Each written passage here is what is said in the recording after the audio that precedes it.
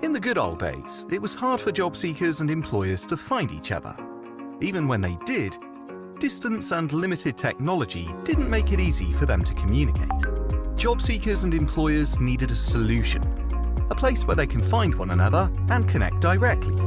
To solve this problem, we took inspiration from something that made our lives easier. Ages ago, shoppers had a hard time finding the right store with the right stuff at the right price. Then someone came up with a great idea. Gather different stores with lots of products under one roof. As a result, shopping malls were born, and now everyone finds the products they need in one place. Now, let's apply this concept to job seekers and employers. Just like a shopping mall, Bait.com offers a place where job seekers and employers can find each other and connect directly. In fact, Bait.com is the largest shopping mall for jobs in the Middle East. Bait.com is not a recruitment agency. Think of employer companies as stores and of job seekers as shoppers. Job seekers can browse our job mall, and if they like what they see, they can use their CVs as currency to apply directly for free. Once employers receive applications, they can contact the right candidate that fits their needs. Sometimes, the right job seekers may not visit an employer's store. To help with that, employers can search through everyone who ever visited the Bait.com mall and left a CV. If a CV fits what an employer is looking for, the employer can quickly view the contact details and get in touch right away. If all goes well, we have another successful Bait.com talent match. Welcome to Bait.com, the Middle East's #1 job site and the region's largest employment marketplace.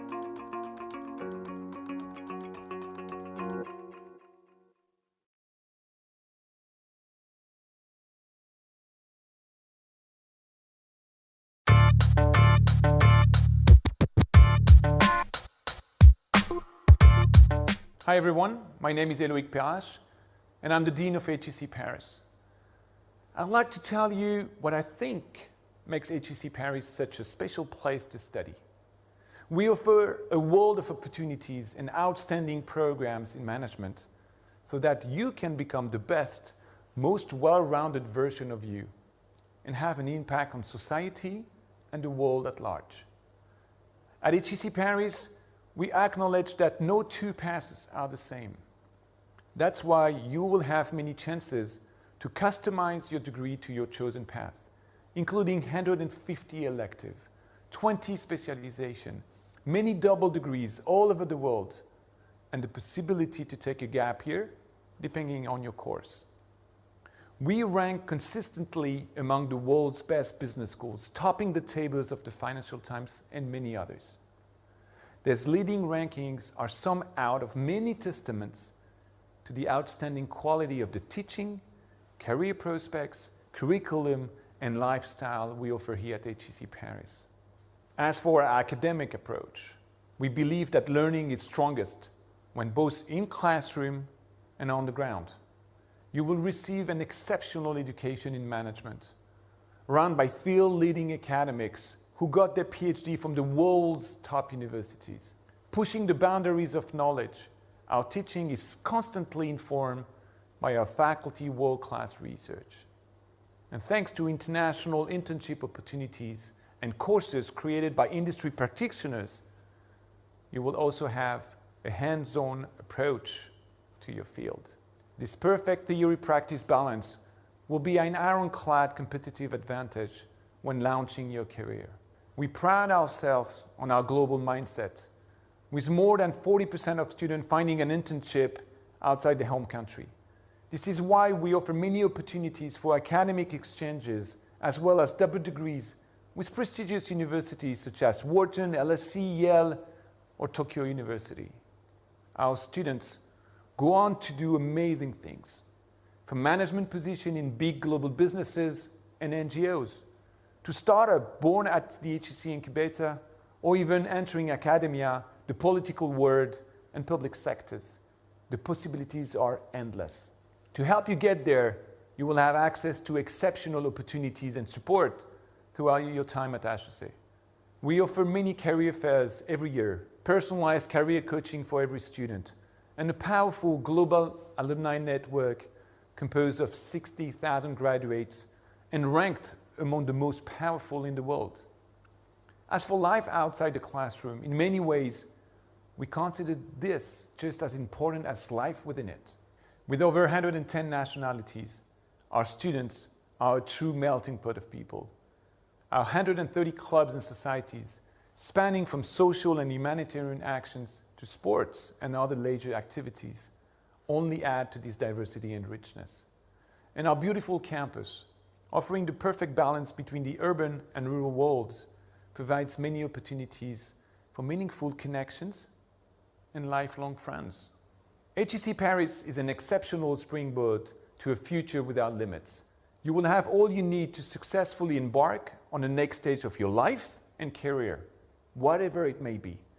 Our goal is to motivate and enable you to become the next generation of inspirational leaders, connecting you with the world and yourself on a deeper level. Our teams are always available to answer all your questions. As for me, I'll be thrilled to see you on campus in a few months or even a few years.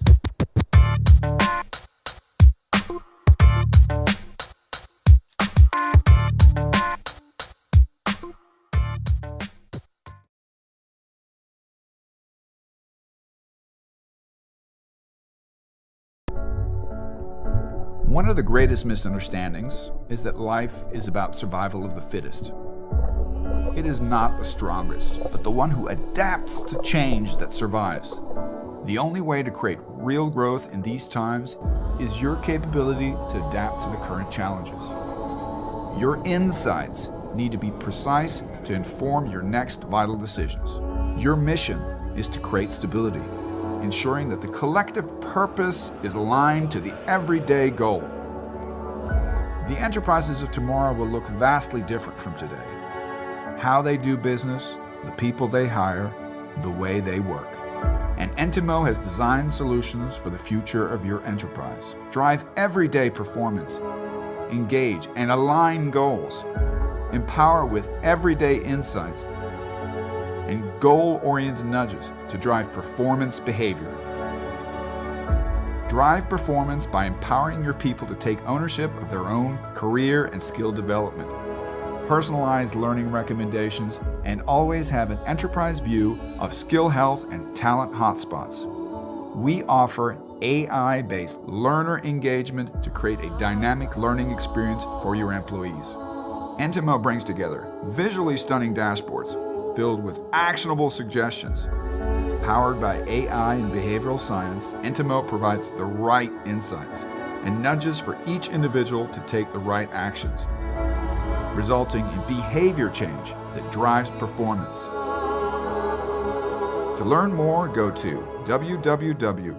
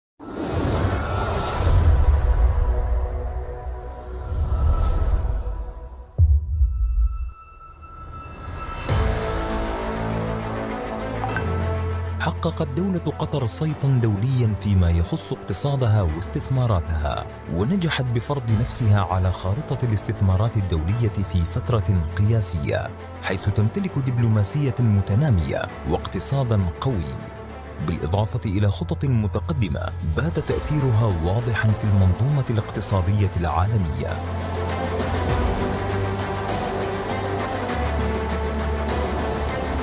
ومن خلال تأمين الدولة لبيئة عمل شفافة ومنافسة، تآلفت العديد من الشرك المحلية، وأبرزها مجموعة الحطاب القابضة التي تأسست عام 1995، واحتلت مكانة رائدة في السوق في عدد من المجالات.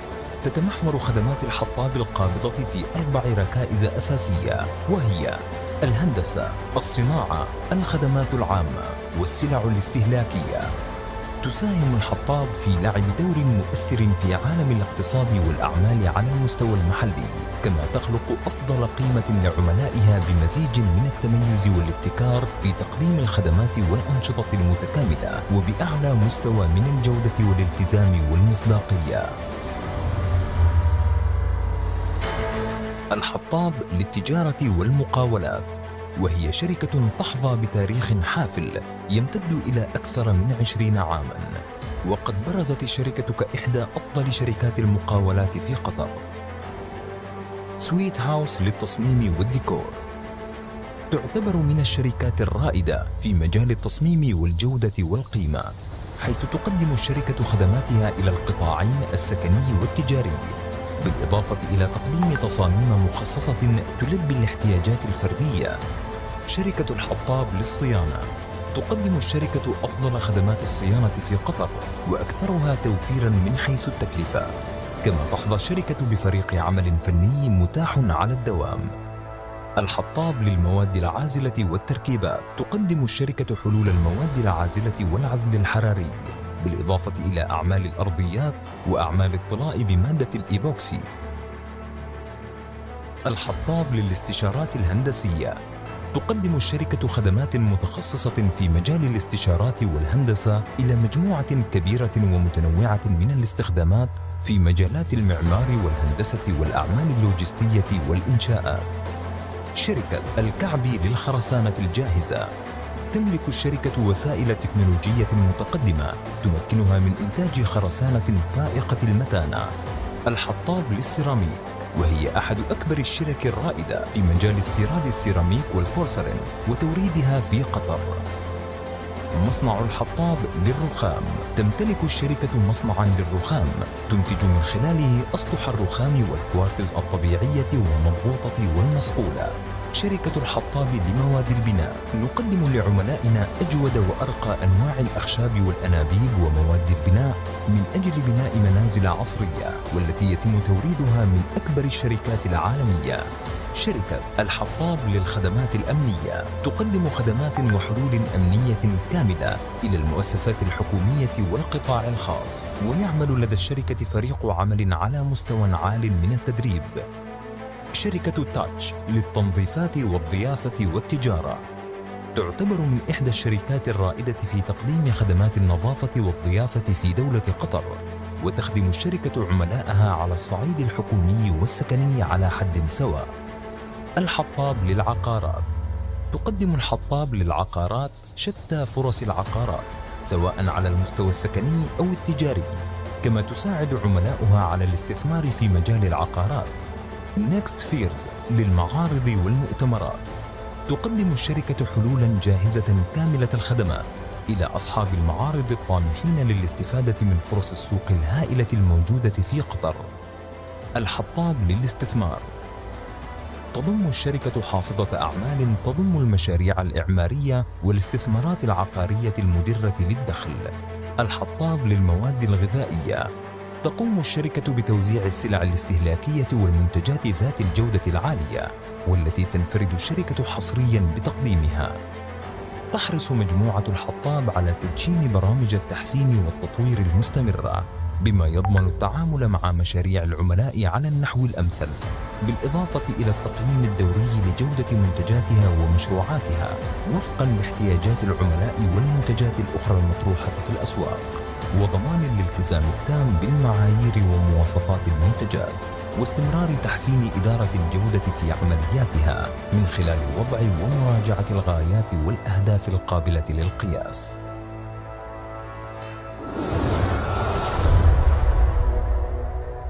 الحطاب القابضة، ثقة لا تنتهي.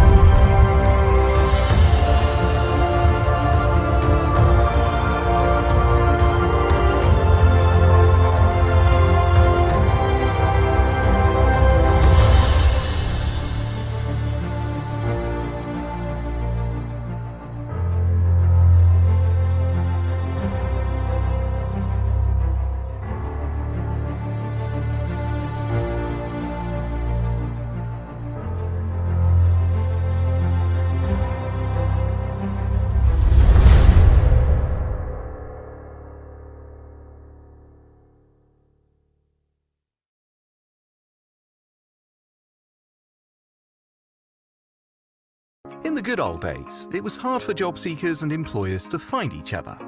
Even when they did, distance and limited technology didn't make it easy for them to communicate. Job seekers and employers needed a solution, a place where they can find one another and connect directly. To solve this problem, we took inspiration from something that made our lives easier. Ages ago, shoppers had a hard time finding the right store with the right stuff at the right price. Then someone came up with a great idea. Gather different stores with lots of products under one roof. As a result, shopping malls were born, and now everyone finds the products they need in one place. Now, let's apply this concept to job seekers and employers. Just like a shopping mall, Bait.com offers a place where job seekers and employers can find each other and connect directly. In fact, Bait.com is the largest shopping mall for jobs in the Middle East. Bait.com is not a recruitment agency. Think of employer companies as stores and of job seekers as shoppers. Job seekers can browse our job mall, and if they like what they see, they can use their CVs as currency to apply directly for free. Once employers receive applications, they can contact the right candidate that fits their needs. Sometimes, the right job seekers may not visit an employer's store. To help with that, employers can search through everyone who ever visited the Bait.com mall and left a CV. If a CV fits what an employer is looking for, the employer can quickly view the contact details and get in touch right away. If all goes well, we have another successful Bait.com talent match. Welcome to Bait.com, the Middle East's #1 job site and the region's largest employment marketplace.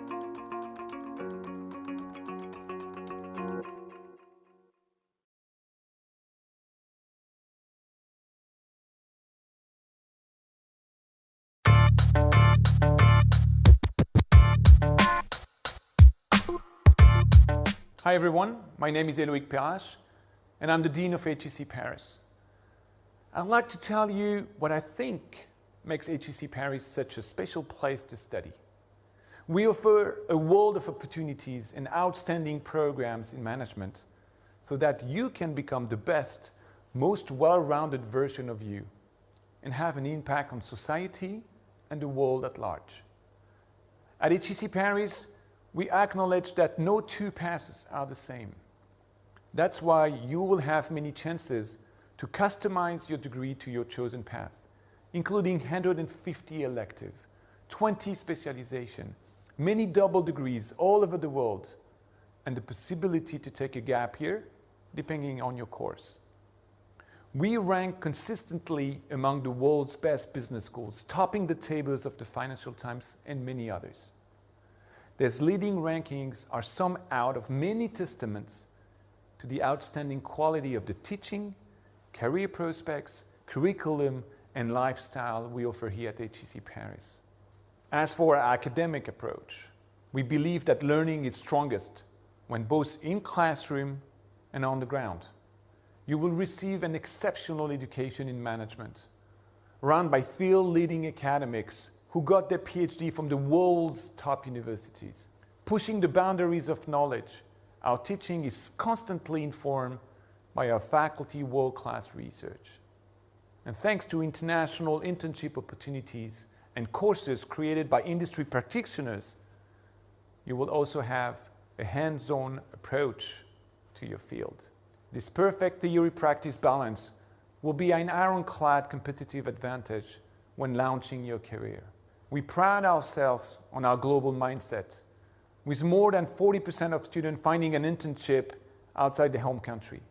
This is why we offer many opportunities for academic exchanges, as well as double degrees with prestigious universities such as Wharton, LSE, Yale, or Tokyo University. Our students go on to do amazing things, from management positions in big global businesses and NGOs, to startup born at the HEC incubator, or even entering academia, the political world, and public sectors. The possibilities are endless. To help you get there, you will have access to exceptional opportunities and support throughout your time at HEC. We offer many career fairs every year, personalized career coaching for every student, and a powerful global alumni network composed of 60,000 graduates and ranked among the most powerful in the world. As for life outside the classroom, in many ways, we consider this just as important as life within it.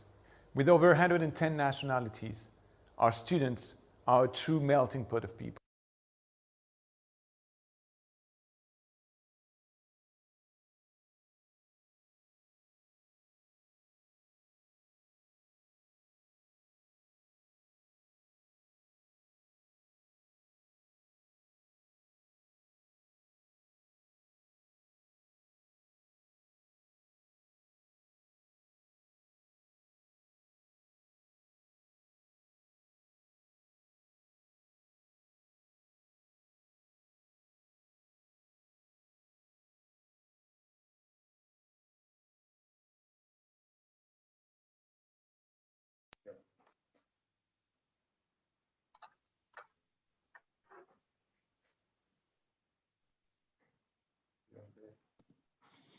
Good morning, good afternoon, good evening, everyone.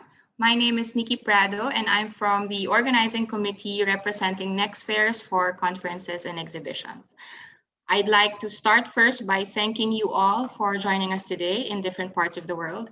And we are very pleased to welcome you to the opening of Qatar HR Conference 2021. I welcome all our distinguished speakers and guests from all over the region who have committed to sharing their knowledge and vast experience with the industry.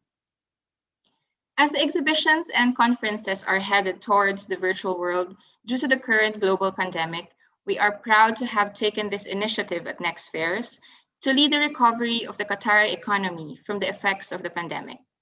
Qatar HR Conference is one of the series of virtual conferences and exhibitions that we have launched this year that is in line with Qatar National Vision 2030, which aims to enhancing qualification and training programs and providing incentives to Qataris to encourage them to occupy higher technical and administrative professions in the sectors of business, health, and education, as well as providing high-quality training opportunities for all citizens, each according to his ambitions and capabilities. Under the theme of overcoming today's challenges for tomorrow's future, this two-day conference aims to be a significant platform for HR enthusiasts to get new approaches and ideas on how to handle and resolve issues surrounding the human resource sector to cultivate a better workplace tomorrow and in the days to come. We believe that our lineup of conference topics led by expert thought leaders and practitioners will equip, motivate, and transform your skills and widen your perspectives. We want you all to leave with key takeaways and knowledge that will prepare your organizations in adapting to today's fast-paced market. We sincerely hope that you will enjoy the next 2 days of learning and networking. So a very warm welcome to each and every one of you. If you have any questions, suggestions, or clarifications, you can visit our virtual help desk via our digital platform. And we also encourage everyone to visit the virtual exhibition hall using the same. We are also very fortunate to have the support of a great group of sponsors and partners whom we have hope you will get to meet during the conference. We would like to thank PSI Middle East, our talent management partner, Al-Hatab Holding, and Byte.com as platinum sponsors, HSC Paris in Qatar as gold sponsor, and Tomo and McDam Technical Services as silver sponsors, and Management Solutions International, our recruitment and staffing sponsor. To our media partners, Marhaba, Qatar Living, and I Love Qatar, thank you very much for your relentless support. And lastly, we would like to acknowledge our conference partner, ZMZ, for working tirelessly in putting this conference together with us.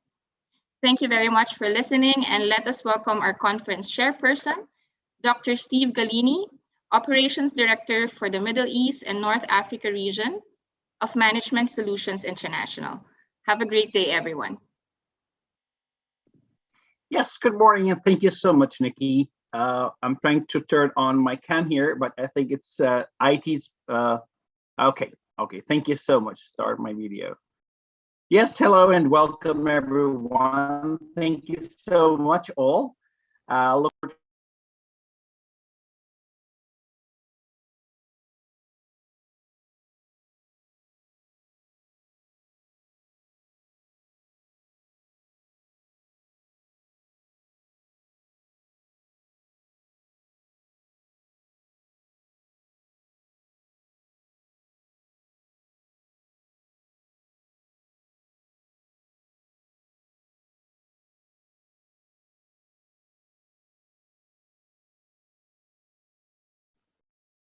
Oh, sorry.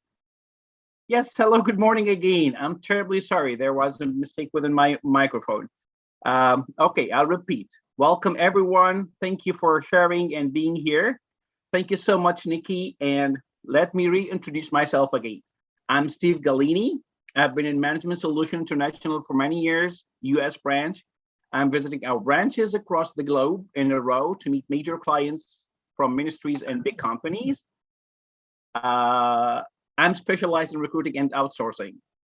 Actually, we in MSI work on top of high level in recruiting and driving HR to top level, and looking forward all together here that we all will benefit the best out of this conference.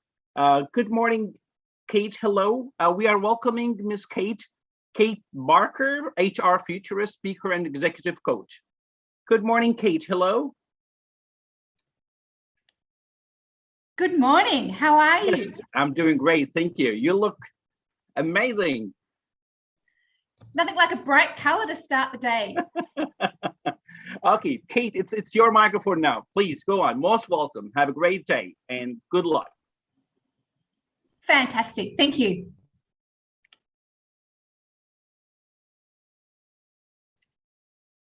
I'm just going to share my screen and we'll get kick-started.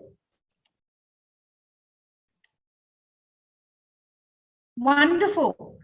Well, it's great to be here. I thank you everyone for joining the session this morning. Super excited to talk about a topic I'm very passionate about, having spent 30 years now in HR, having lived and worked around the world for many years. I've spoken to clients globally and keen to share with you some of my experience here. So to get us started, what I'd like to share with you is a short presentation.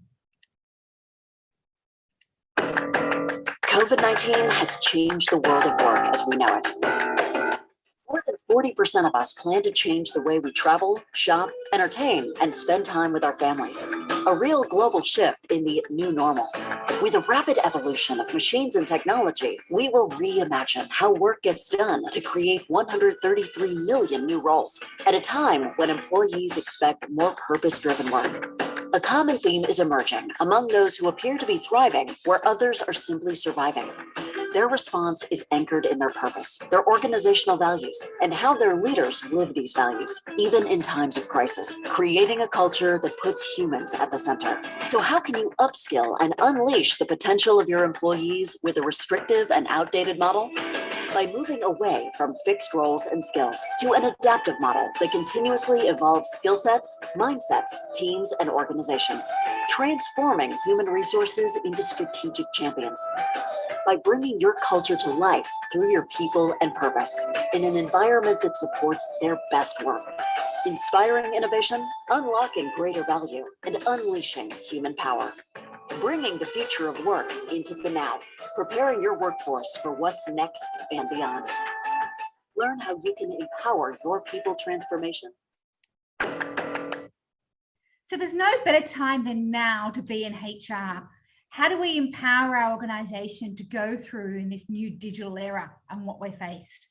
Now, before we even got here, we had evolving technology, rapidly evolving faster than we can imagine.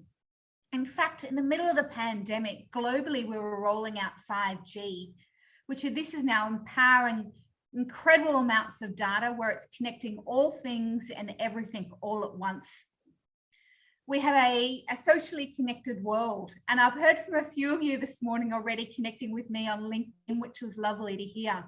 But we have multiple connections on social media, as well as connecting face-to-face. And this is actually reducing the level of hierarchy in organizations, because we're seeing that people can reach out to senior leaders, not only in their organization, but globally, making everyone more accessible. Shifting demographics, and of course we know that we're going to have 75% of the population by 2025 that are millennials. And in fact, I'm delighted to see now across Asia, we're seeing our first Gen Z CEOs rise to their role. So this is really quite an exciting time for the talent to come through the organizations. And of course, rapidly shifting markets. We're moving more to digital and artificial intelligence and more away from traditional resources and markets. So how we make money now is very different to when I started in HR 30 years ago, which was really about manufacturing. Slap a global pandemic and we sped up by about 10 years in only one single year. And we're all now faced with a new way of working. This is an incredible time for HR now to lead the charge about how we do this. So as I spoke about just recently here, was the country's wealth previously was always generated around resources like gold, oil, gas. Of course, here in the UAE, particularly around oil. As an Australian, it was always around coal. We call this a commodity capital-based wealth generation. And this is how countries built their wealth. In the future, and the future is now, we're seeing a country's wealth take on based on talent, its people, and technology. And we're seeing now, instead of it being resource generated, it's now AI is the new source of national wealth. We're seeing this now as being an $8 trillion industry. And just out of curiosity, when we looked at the global report that talked about the Government Artificial Intelligence Readiness Index in 2019, have a guess which country was the #1 country rated on its readiness around AI. And what we say here, typically, it's actually Singapore leading globally its AI wealth as a nation. So that's incredibly around how we lead towards the future is a country's ability to be able to get ahead of artificial intelligence. Now, when we talk about the future of HR, we start really in a position around, well, what are the future of jobs? Where are things looking like? And I'm pleased to share with you now my next 6-7 slides that talk about the jobs that are actually happening now.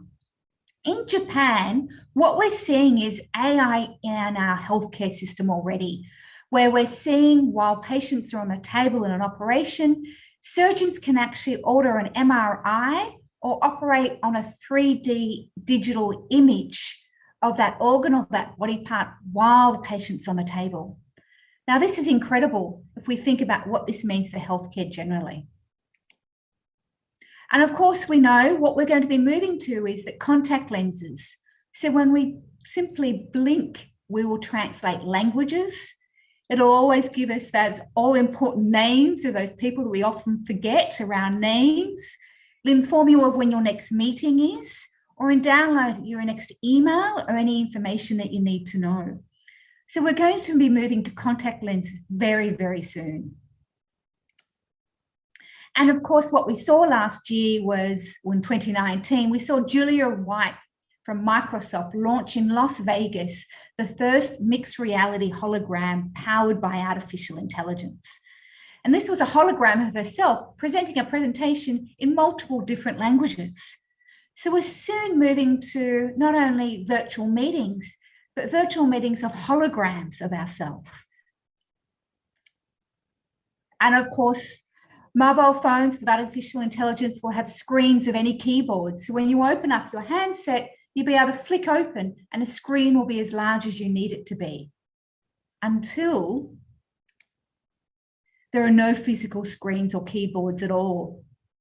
And we're seeing certain organizations, typically in technology firms I'm seeing in Asia, one of the largest ones I've been working with, over 180,000 staff, have actually started to remove keyboards and screens from desktop computers. So they're no longer using screens and keyboards at all. And their move next year is to remove actually emails. Sounds good. And of course, what we're going to be seeing around the future of computing will be more in a physical world. So when we're doing without screens and keyboards, what we're operating in is a physical world of artificial intelligence and mixed reality. And while you'll see here in this image, many of them have headsets, these headsets will be smaller and actually will eventually go into what will be more wearable devices or indeed implants. So we're going to see that more of our future of computing is voice activated or hands-on than screens. And of course, we're going to see driverless cars become mainstream. So the drive around this is really becoming that it's more safer for driverless cars than human-driven cars in itself. And this is a key imperative, particularly here around what we see in the Middle East. So you'll be able to go to the mall. When you finish the mall, you'll be able to blink and your car will arrive. It will come and pick you up. It then may drive you to another location. It may drop you off there at a friend's house or an apartment. It may then take off, drive itself back home. And then, of course, when you finish, you can actually voice activate it for it to come and pick you up again. So there's no need to park your car. There's no need to get in and out of the garage. This is all voice activated, no handsets or screen used. This is fundamentally revolutionizing what we see as the auto industry.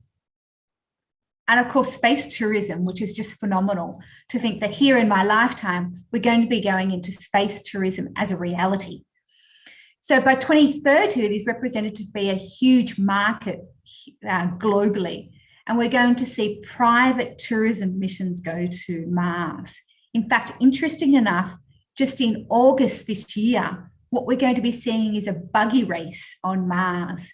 And we've got car companies like McLaren Vale building buggies for a buggy race on Mars.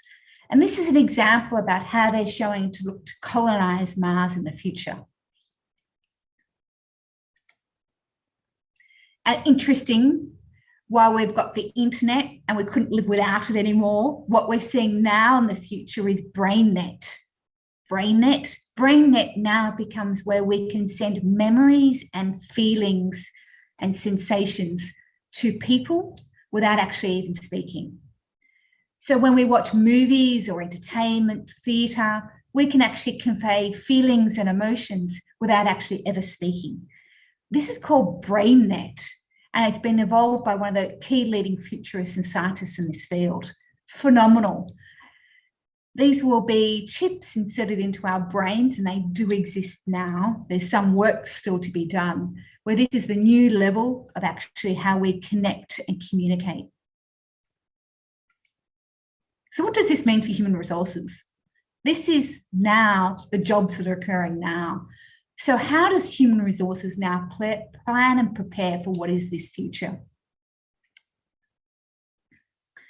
And what we're seeing here is that it's humans and technology are more powerful together than they've ever been on their own. So we need to evolve our thinking that it's not about technology replacing humans. It's about technology being able to collaborate with humans to create more meaningful work for people and make jobs that are low value able to be accessed or utilised by technology.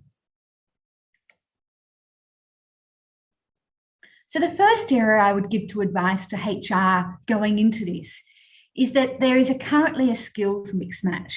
And this is really important to understand. We know there are 1 billion jobs that are going to be transformed by technology. We know this is key. We also know there's a labour shortage of 85.2 million skilled workers projected in it by 2030. But what I'm hearing from organisations when we talk to this is that only 74% of organisations say they're reskilling their workforce is in, well, my apologies, 74% of organisations say reskilling is their workforce is important. Only 10% are actually have got a reskilling plan. So do you have a reskilling plan ready for these new jobs? What happens here is at the moment what I'm seeing is we're insufficiently focused on training for jobs that are yet to appear. It's expected that by next year, 20% of jobs will be in roles that don't even exist yet. So skills are now becoming more obsolete at an increasing faster rate and are typically outdated between 2 to 5 years. This is heightening the need for skilling and reskilling constantly. So that ability to be able to adapt is becoming more important than ever.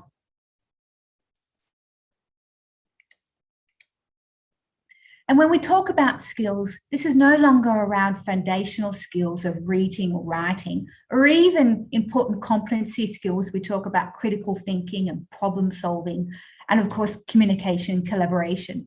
We're actually now moving into characteristic qualifications that promote a growth mindset, like curiosity, initiative. And of course, we've seen a lot of persistence and grit over the last 12 to 18 18 months as we battle COVID. The ability to adapt, and of course, new areas with expectations of our leaders.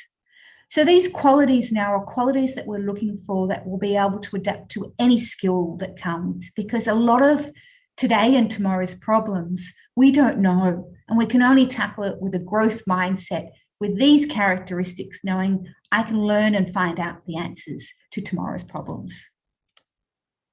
And we're seeing here organizations spend billions on a race to acquire new skills. And this is the area, we say, the new future of wealth of our country is built around talent and technology. The idea that we bring these together and acquire new digital skills and the soft skills is important. And of course, Amazon has been leading a $700 million pledge to upskill 100,000 of its workers by 2025. And of course, Singapore's skills future investment is a national development of its skills workforce across all of Singapore. And JP Morgan has certainly been leading this space as well. The second thing I want to talk to you about, and an observation I've shared in the Middle East, is that the ability to need to digitally transform our organisation is no longer a nice to have, it's an imperative. And this is really about focusing on digital transformation as the focus of humans developing the digital skills, and that the design of this is based around how humans or your people want to work.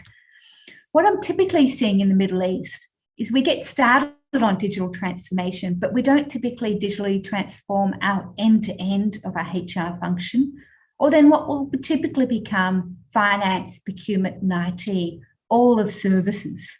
So the ability to stay with the digitalized transformation of your organization and see it from the hire to retire completely through the lens of your employees about how they want to work.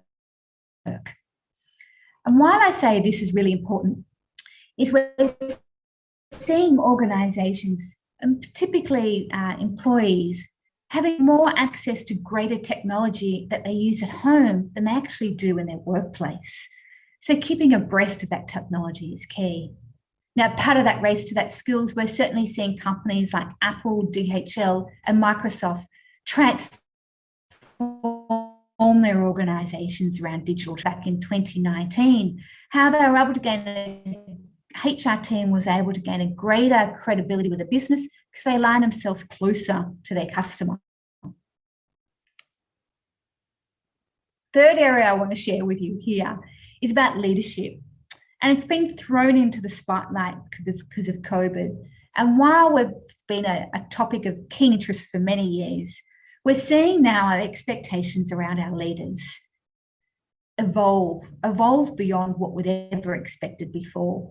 The social and economic pressures that we're experiencing globally is now put areas around trust, digital leadership, governance, resilience, and transparency in the heart of what we're expecting our leaders to do to make key decisions. Now, leaders are people too, and of course, they've all been going through this pandemic as well. So as HR leaders, how can we help our leaders be more equipped to handle some of these pressures and these competencies that are now required? We have, with a socially connected world, they're highly more accessible. They're certainly going through the same pressures of COVID, but often don't have the skills or the capability to lead through this. So focusing on developing these leaders as their brains trust, the leadership capability to instill that through your organization. An example I'd like to give you was one I worked with back in 2020, was really about how do we want an organization culture to feel if we have the right leadership. And we talked about them in terms of what do we want our people to say about working here? What do we want them to see? And how do we want them to feel? And by going back to these three principles was defining the culture would actually instill a sense of value based on what people say, see, and feel by working at that organization. And that then really brought to light regarding how we wanted to work in this sort of setting, where we could then generate that into all our HR people and processes as we went through it. And of course, I can't go past one incredible leader that we saw during COVID was Jacinta Ardern. Jacinta Mania was when she was nominated as leader at 38, is the youngest female leader in the world. And her ability to step up during the pandemic to lead New Zealand through some of the biggest challenges, not only on the back of an earthquake and a terrorist attack, did she then have COVID to manage, but her level of empathy and transparency during managing the communication and stepping up to be that visible leader through that time sent shockwaves through the rest of the global leaders around how to manage COVID during this period of time. And many people were reaching out to Jacinta during that period to say, what can we be doing differently? So this is a great example of what we need leadership to look like in the future.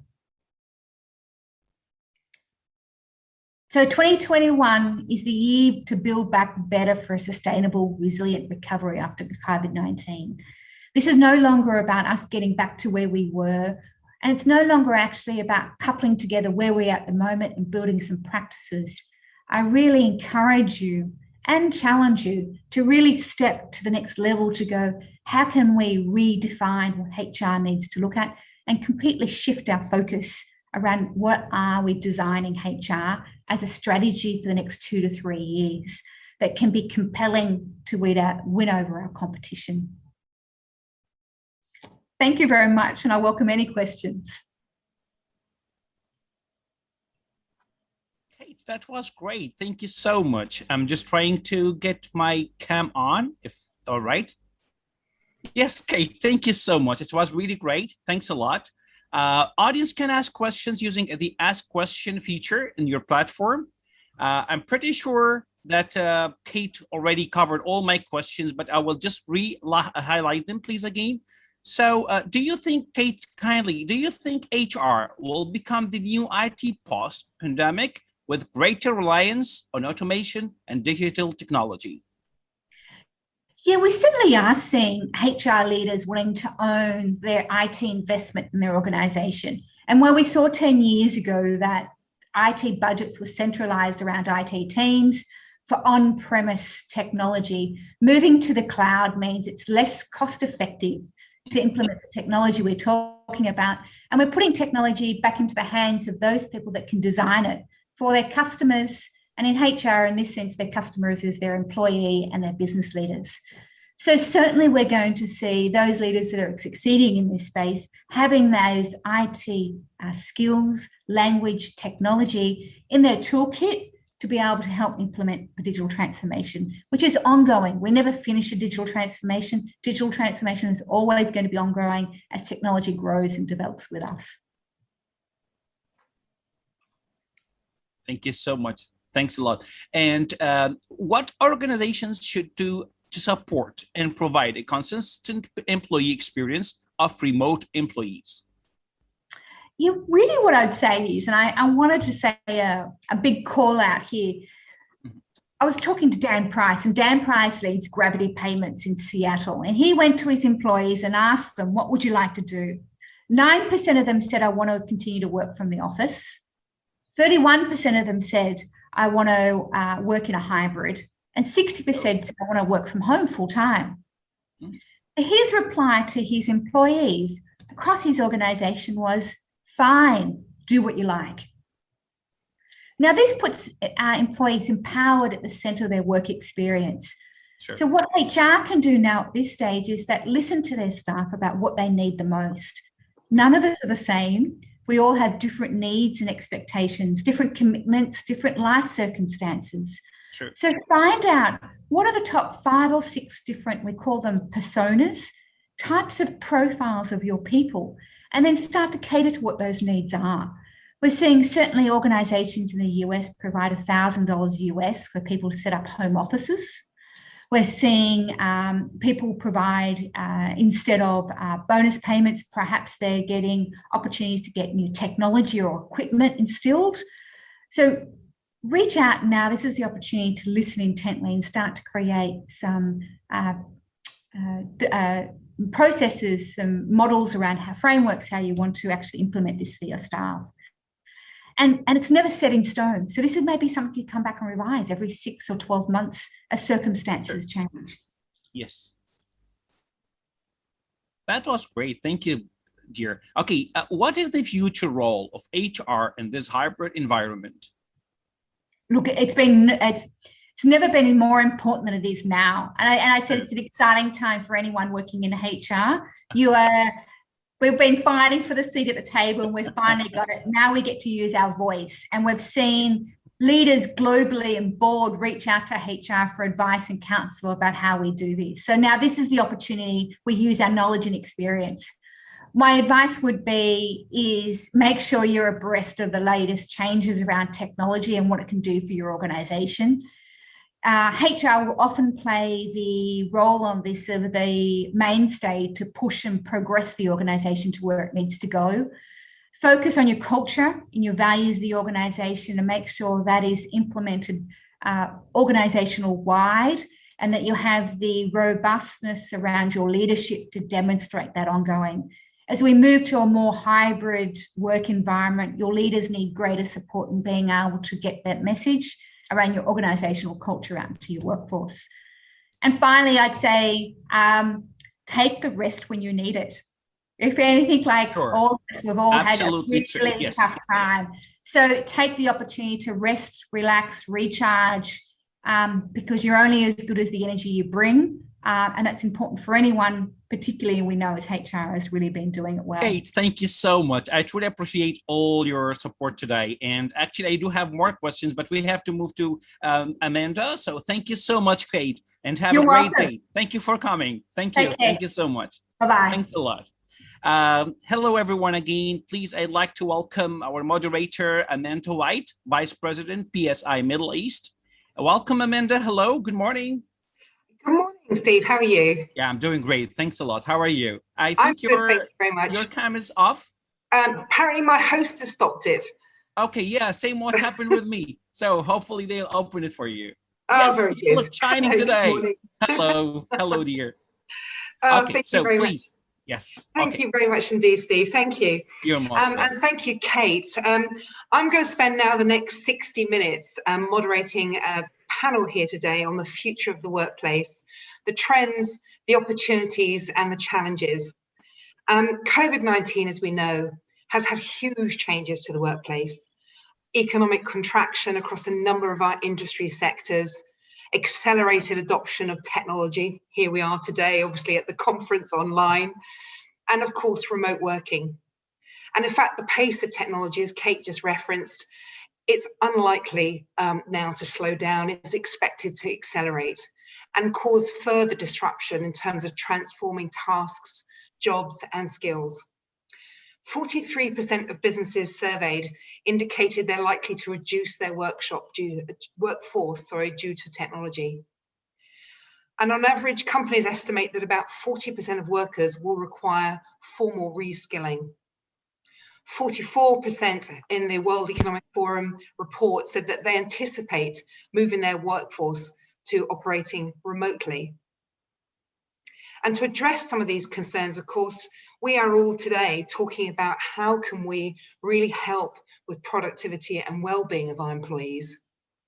33% of all employers said they expect to take or create a sense of how they're working out steps, should I say, to create a sense of community and connection and belonging amongst employees, especially as they battle with digital tools and to tackle the well-being challenges posed by the shift to remote work.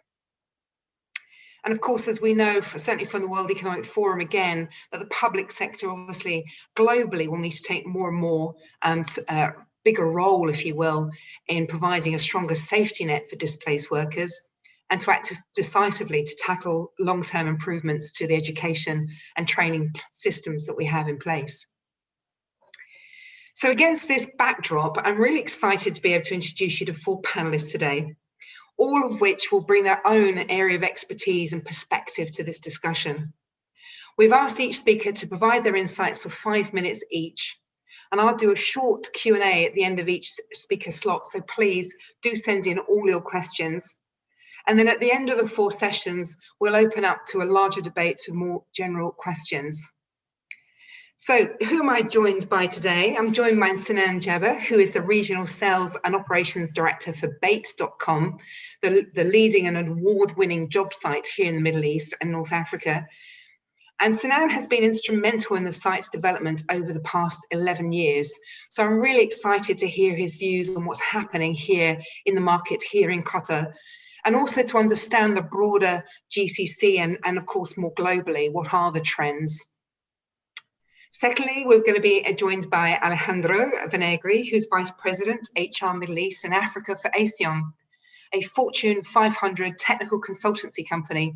And obviously, Alejandro is heading up HR in what is a highly complex multinational environment across multiple different continents, 3,000 professionals here in the region based in Qatar, UAE, Oman, Bahrain, Saudi, South Africa and Ghana. So it'd be really interesting to hear how he's battling this sort of remote working and hybrid working at the moment. And then we have Naveen Narayanan, and I'm sorry, Naveen, if I've pronounced your surname wrong, Managing Director for Human Capital Consulting Solutions and Transformation for Entomo. His recent career includes Chief HR Officer at Al Futtaim in the UAE, Global Functional Lead for HR Shared Services for Standard Chartered Bank, and also for Vice President Human Resources for Accenture. And his interest really lies in the AI and technology and transformation space. So really looking forward to seeing how all of these initiatives that Kate's just been talking about, how they really come into play for us here on the ground. And finally, Kunal Wadhwani is the Group Head of Human Resources, GCC for Choitrums, employing over 4,500 employees here in the region. And his role, he has gone through a huge transformation himself as Choitrums really has moved from what was a family business now to more of a corporate business. And so I'm really looking forward to him sharing some of his insights into how we achieve these sorts of transformations. So I would love to start actually with Sinan's insights into what the recruitment market is doing at large. How are employers and employees coping with all the changes at present, Sinan? Hi, Amanda. Thank you for hosting me today. Inshallah, we'll have a great session. I'm sure of that. Talking about the workplace and the job market. Yes, COVID-19 hit not only our region, but it was a global hit for the workplace.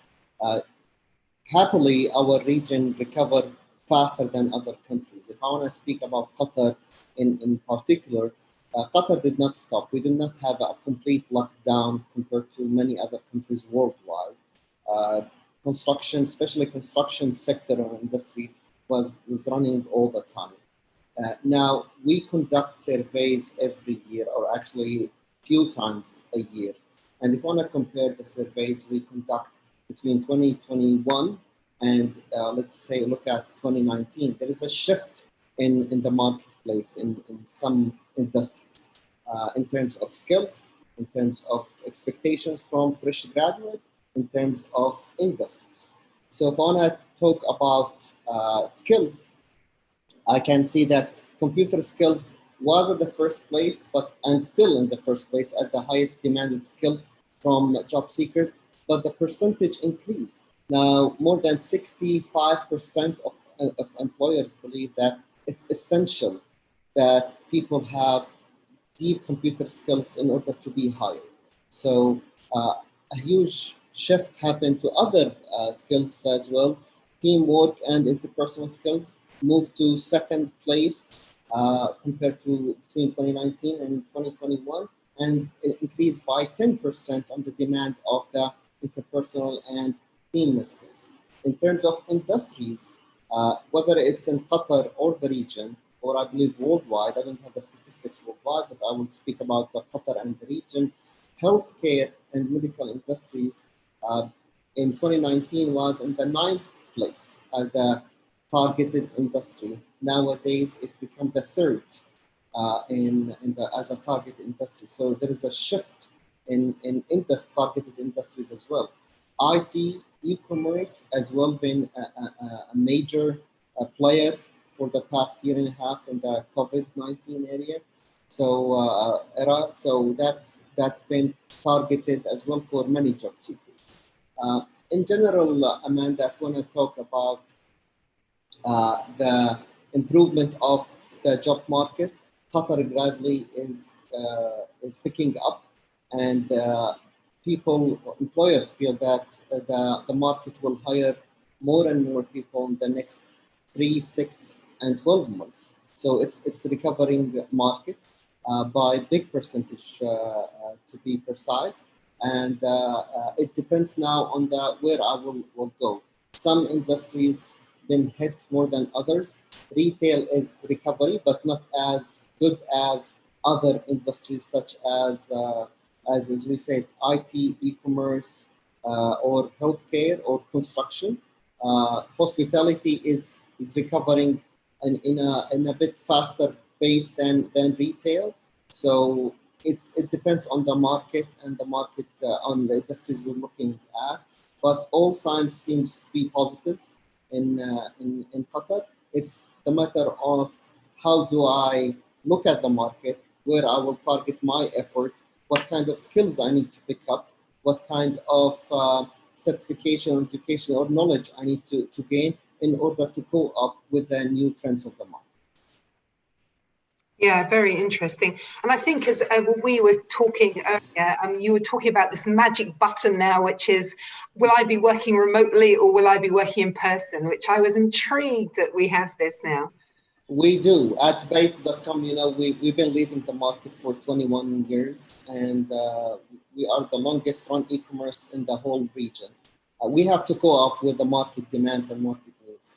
During 2020, we created a magic button, as you call it, which is in the post. So whenever an employer would like to advertise a job posting or a vacancy, there is a button he can choose called remote job.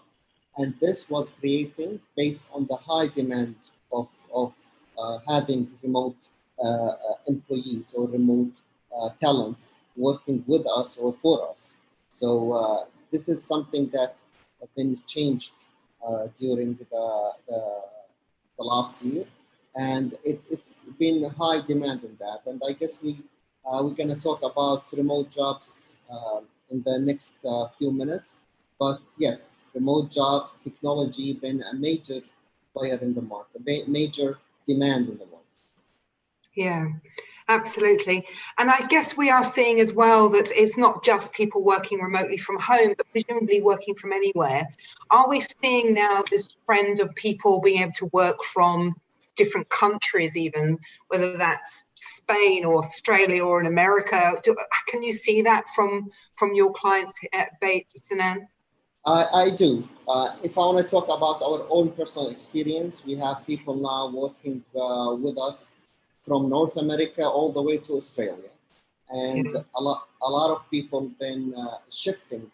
They enjoy, there's one single benefit from the COVID-19 for the workplace, that people now can enjoy working for international or local companies from their own homes, cities, or countries. So in some situations, for some position, I don't need to be in the US to work for a US company. I can be in Qatar working for a US company and do the exact same job I'm doing if I'm living in the US. So yes, that's been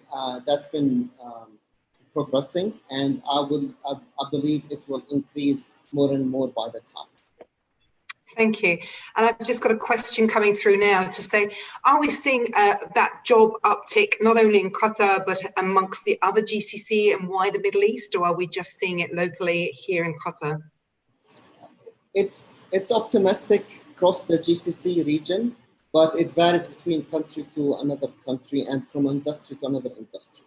So I cannot say all construction industries are sending positive sign in all the GCC region. It depends on the country, it depends on the industry. But technically, there is a positive sign in signs. In Qatar, we're enjoying a higher positive signs in major industries. Very good. Thank you very much indeed, Sinan, and we'll come back to you very shortly. I'm keen to get to Alejandro. Alejandro, I know that you and I have been talking about, what does this mean for organizations? How are we on earth going to cope with the management of people working not only in the office and remotely, but this hybrid? How do we cope with things like culture, onboarding, recruitment, management, induction? It's mind-blowing, the challenges that we're facing at the moment. Can you give us your 5 minutes on what you're seeing as the challenges here in HR now? Sure. Well, first of all, thank you, Amanda, and the organization for having me in this wonderful event, and also for the audience for joining us today.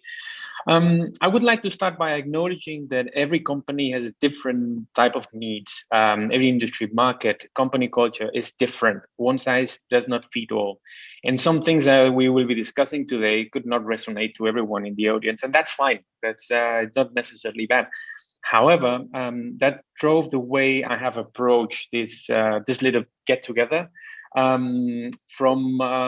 Instead of sharing what my experience is very detailed in how we have handled this transition or this journey, into a more philosophical part where we all can think together, what are the real challenges of what we're facing.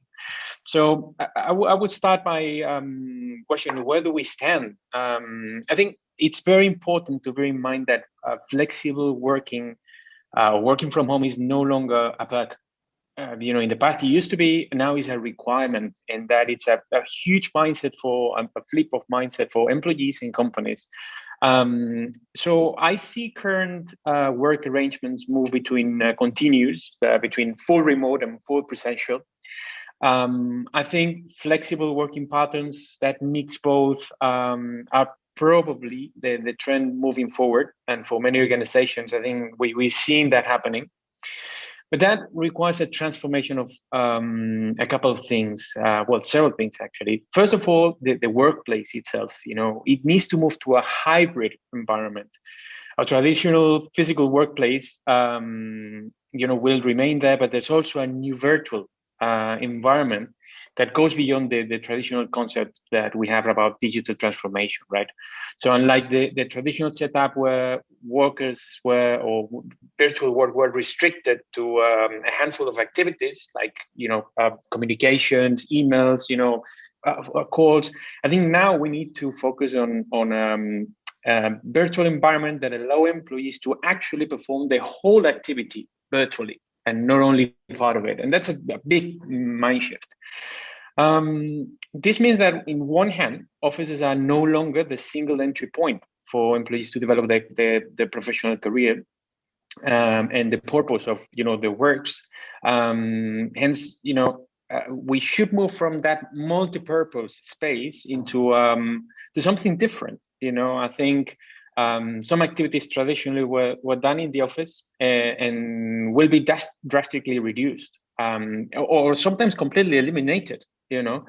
Working from the office must meet a clear purpose, and then the office layout itself needs to meet that purpose, aligned to that. It needs to accommodate that, and it needs to accommodate the behaviors that go hand in hand with that. So that's another hint of where we are going to, right? I think for many companies, this means that the office space will be a more collaborative, environment, focusing on internal external stakeholders, and that people will reduce the focus time spent in the office. So if you really need to focus on something, you will probably stay at home, do it on your own time. But again, for some companies, this might mean something completely different.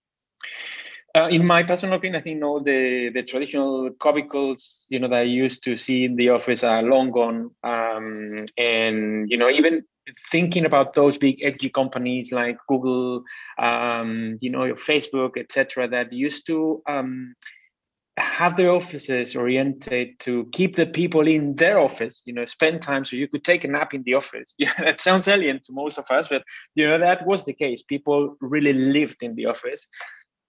I'm questioning if that's going to be the way forward too, right? Yeah.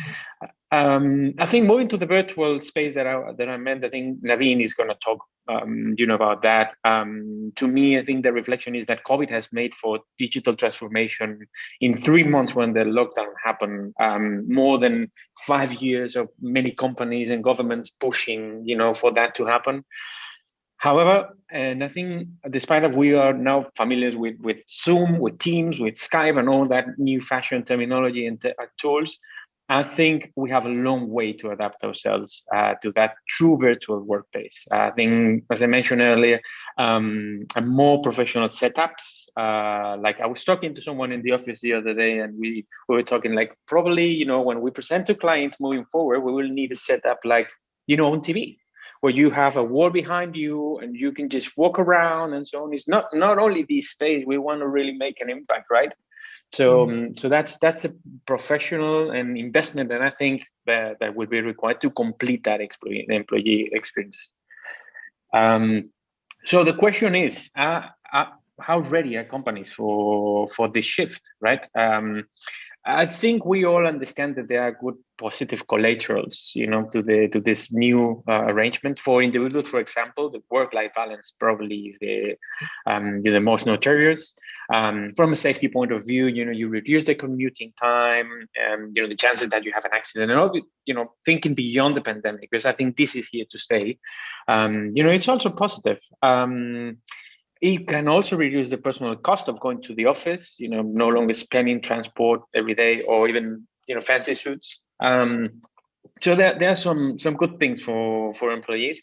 For companies, of course, the office footprint reduction. I think, when it comes to we're taking this opportunity to reduce some costs that are really unnecessary, and we can reinvest in our own employees, their development, and some other important things. Our clients, why not? And also for the society, we are reducing the carbon footprint. In some cities with huge problems, the traffic peak is time, is mitigated. So we can see a lot of good things back. This change also comes with a few challenges that we need to acknowledge. I think the first and most important is probably that we still to see the impact of flexible work in productivity. In real productivity terms, companies embrace this as a necessity and not a decision, and we just had to jump there. But are we ready to measure that productivity? Are we ready to measure it long term? Secondly, I think all the internal processes and behaviors need to be adapted. I think processes like some of the ones you mentioned, onboarding, training, recruitment, can be easily rearranged, not without pain, but can be rearranged. They need to keep improving and so on, and thinking about the whole experience. But the biggest impact is found in people's behaviors and all the informal aspects of the organization that we hardly control as managers. And I'm talking about the informal communication. What happens when someone goes to the water fountain and learns that the colleague in the next department is working on a project that could be interesting for this client, that's no longer happening as naturally. Informal leadership, different organizations have different types of setups, and some are more hierarchical, some are more, decentralized in decision making, but there's always a formal and informal leadership network. Now, the informal leadership network is not as visible. And what about vicarious learning? Whenever we have a new graduate in the organization or new people that just need to understand what is the company way of doing things, and what is important, company values, etc. That's no longer there. It requires a really true conscious effort to bridge that gap. I think this means that distant work implies a different way of leadership and supervision as well, and a new level of empowerment to employees, mean more trust. Are we all ready? Are we all ready for that? It's just a question. So some organizations are really edgy, and they are there. Some others, we just need to think this question to ourselves. What about the company cultures that I've mentioned, the values? Do organizations need to be ruled by the same principles? or is something that need to be rethought. And some other aspects that we've also mentioned, like safety. We can't monitor safety in the same way. Mental well-being and some other aspects that would naturally happen again when you see your colleague next to you and you can ask, how are you? It's easier than when you have to just Teams for nothing and pick up what's the mental space for that person. So in conclusion, I think no doubt the new landscape creates opportunities to companies, individuals. We've seen it, and society, but they come at a price. Yeah. And the price is still to know. So despite of flexible working can look trendy, can look fashionable, people perceive it very, very positive. The change is really critical. And it didn't happen as a choice when it should have been a decision for a company to make, and one not to make very likely. So I guess my reflection is that before embracing the very quickly called new normality, which is an expression that I personally dislike, every company must really reflect and understand what model works for them. What is the long-term impact? What is the decision they have to make? And make a conscious and deep change in the roots of the organization, not only cosmetic, changing a few processes and procedures here and there. Yeah. I've got a question for you specifically, Alejandro. What is the top challenge you are personally facing in ACOM at the moment in terms of this hybrid working? Well, two. One is the measurement of productivity. I think in our industry we have time cards, we have obviously the our own clients providing us feedback and so on, but we still don't know what's going to be the case moving forward. So I think that is the biggest challenge: how to measure that productivity and ensure that we remain on top of the game. The other one is, I would say, on the softer people part of it. It's been quite difficult to understand what are the reasons for people to really stay at home or come to the office. We had some people that is scared to come to the office, and how do we deal with that? We had people in very difficult personal situations because they didn't have anyone around to talk to. We have employees in the middle of the desert, working for projects from the scratch. In this region, of course, many people is away from their families and they don't speak up. So I think from a company point of view and from a pure HR soft skills point of view, those are the two main challenges we're facing. It's interesting, isn't it? Because, of course, in addition to all of those things, we've got, a lot of people sitting at home surrounded in children as well at the moment. And some of my employees just want to get to the office just to get away from the kids. We have the same. Look, we had people begging to come back to the office, and not only to run away from the families, but they say, look, I share accommodation with 3 people. I really don't have a focused time. I really enjoy coming and mingling and having my own space. So indeed, there are many unknowns to what we have in front. Fantastic, thank you. I'll leave you there for a second. I've got more questions coming in, but I'm going to leave them to the end because they lend themselves quite nicely to everyone, if I may. And I'm going to move to Naveen, who's got some particular expertise in this space of technology, because obviously Alejandro's mentioned some of those challenges already about informal learning, about productivity, about performance management. What are we seeing now in terms of technology in the human resources space, Naveen? Awesome. Thank you very much. Thanks, Amanda, and the Qatar HR Conference for this. Just probably, the future of probably workplaces is definitely defined by the work that gets done or the workforce. So it's obviously no one size fits all. We at least believe, and most research seems to show that somewhere we will settle down between 1 out of 4 or 1 out of 3 working in various hybrid work environments, and the rest will come into office. We also anticipate that somewhere, there are 3 options that will turn up. It's not anymore just the workplace the formal workplace and the home, but there's also a co-working that will emerge as the third front that is there. And work will be distributed between these three. Of course, geographies is another dimension completely to it. What I found interesting in this whole hybrid workplace is companies that have clearly communicated the magic button, like you mentioned, companies that have clearly communicated post-COVID work arrangements, saying you're going to do this, or we as a company are going to do this, have seen increases in employee feeling towards support, feeling towards inclusion, and their want to be productive, and so on. So clearly, I think clarity is a very big aspect to it. And I think the first advice that is there is to saying, try and give clarity to employees as much as you can, or to any of the the new employees who are coming in.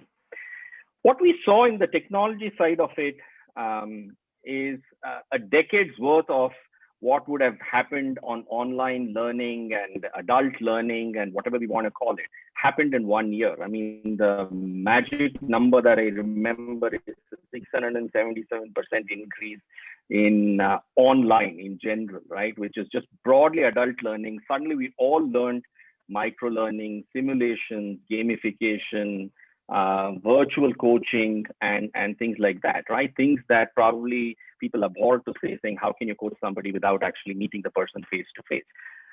We have been, I mean, interestingly, in Gartner put this projection out in 2019, pre-COVID, to say that, and we had also authored a paper on this to say, saying the future of human capital is actually a human plus plus, which is machines will augment human performance, right? Like one of the panel members mentioned saying, or in your introduction, you mentioned saying about 40% will be taken over by machines in that sense. So where we see is clearly in terms of how performance is managed, right? There are technologies that are available out there which clearly speak about, in terms of systems of productivity, as they are called. So we've also transitioned very rapidly during this period with, pre-COVID, or we were still dabbling with systems of engagement, and we've now moved to what we call as systems of productivity. What these means is we've suddenly focused a lot on employee journeys, right? What experiences people are having. We're suddenly focused on everyday needs, which is beyond work, right? We're trying to integrate everything into Slack, Teams, trying to make everything mobile friendly, cloud-based, and so on. But where I think the biggest shift has happened in learning or performance or talent management in general is this concept of nudges, suggestions, alerts, whatever you want to call it, right? Which is literally every day, like you get on Facebook or LinkedIn, feeds on what you should be doing, how you could arrange your day, how you could enhance relationships or interactions. The same can happen in learning and performance, and is happening with several companies as we speak, which also comes to a place, an interesting comment that came about on productivity. Companies that have invested in this have started seeing they're also predicting performances of individuals, teams, and so on, right? So clearly what was earlier, I guess pre-COVID was digital transformation was seen as something which is a strategic enabler and so on. Today is literally a survival kit, right? You don't do it, I don't think you'd survive too long in business from that sense. Where we also see is a couple of probably insights for the audience, which is we've always wondered to saying that technology is going to take away the job. History shows that technology always adds jobs in the end, right? It may not be the same kind of jobs, but it's probably a different job. Every intervention has happened that. So I think the first advice to companies is embrace machines as much, or embrace AI. And it's a great time because it's just the mood is there, and the change management is going to be dramatically easy. That's it. Two is clearly a value for diversity in work arrangements, right? It's not just about place, but it's also about being open towards part-time, freelance, gig work, and as individuals as well, to try and start thinking about some of these, because it obviously benefits career or company that's there. I think it's probably time that companies, I think the previous speaker said this very well, which is probably time for companies to pause and saying, what can I learn from this pandemic, right? We've all learned various things as individuals or as companies. We will continue to work at anytime, anywhere with any one kind of a logic that will be there. But how do I make this an advantage, right? Which is this shift that the previous speaker also said, which is, I did this out of circumstance. How do I make this an advantage? The other big shift that we obviously saw last year was that purpose became bigger than profit, right? People felt good with companies who helped them, who helped the community, who helped in general, right? So this brash set of things which companies did earlier of profit is what drives us and so on, seems to have slightly tilted. I don't know whether it will come back to a balance, but that's where it is. Probably the last comment that is there on this is, we probably will have to prepare a lot more to adapt more than anything else. Some research would tell you another decade or so, the jobs that you do now, the skills that you have are not going to be relevant at all, right? Completely at all. So what are you personally going to do about education, personal pursuits beyond lifestyle, beyond work? And some of that is an interesting set of things that probably will happen at workplace.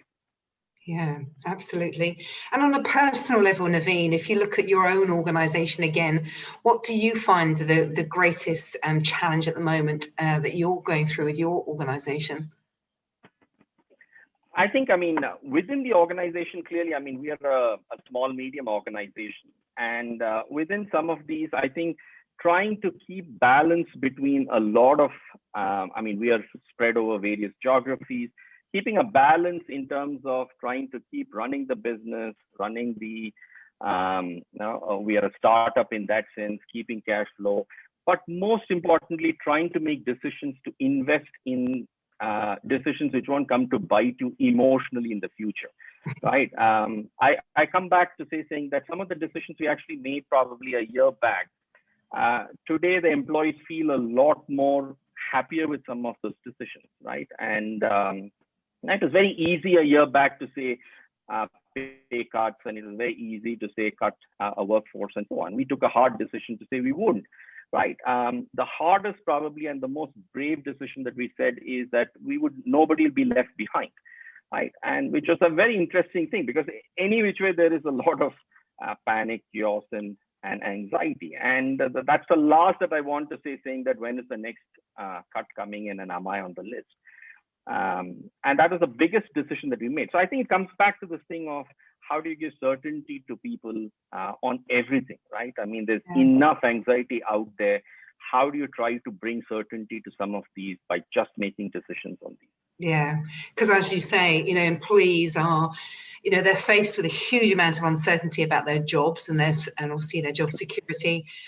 They've also got the concern about, in a lot of cases, their children and the education that they're going through, and they're trying to work out how they can manage their own time in this new social setting that they're working in.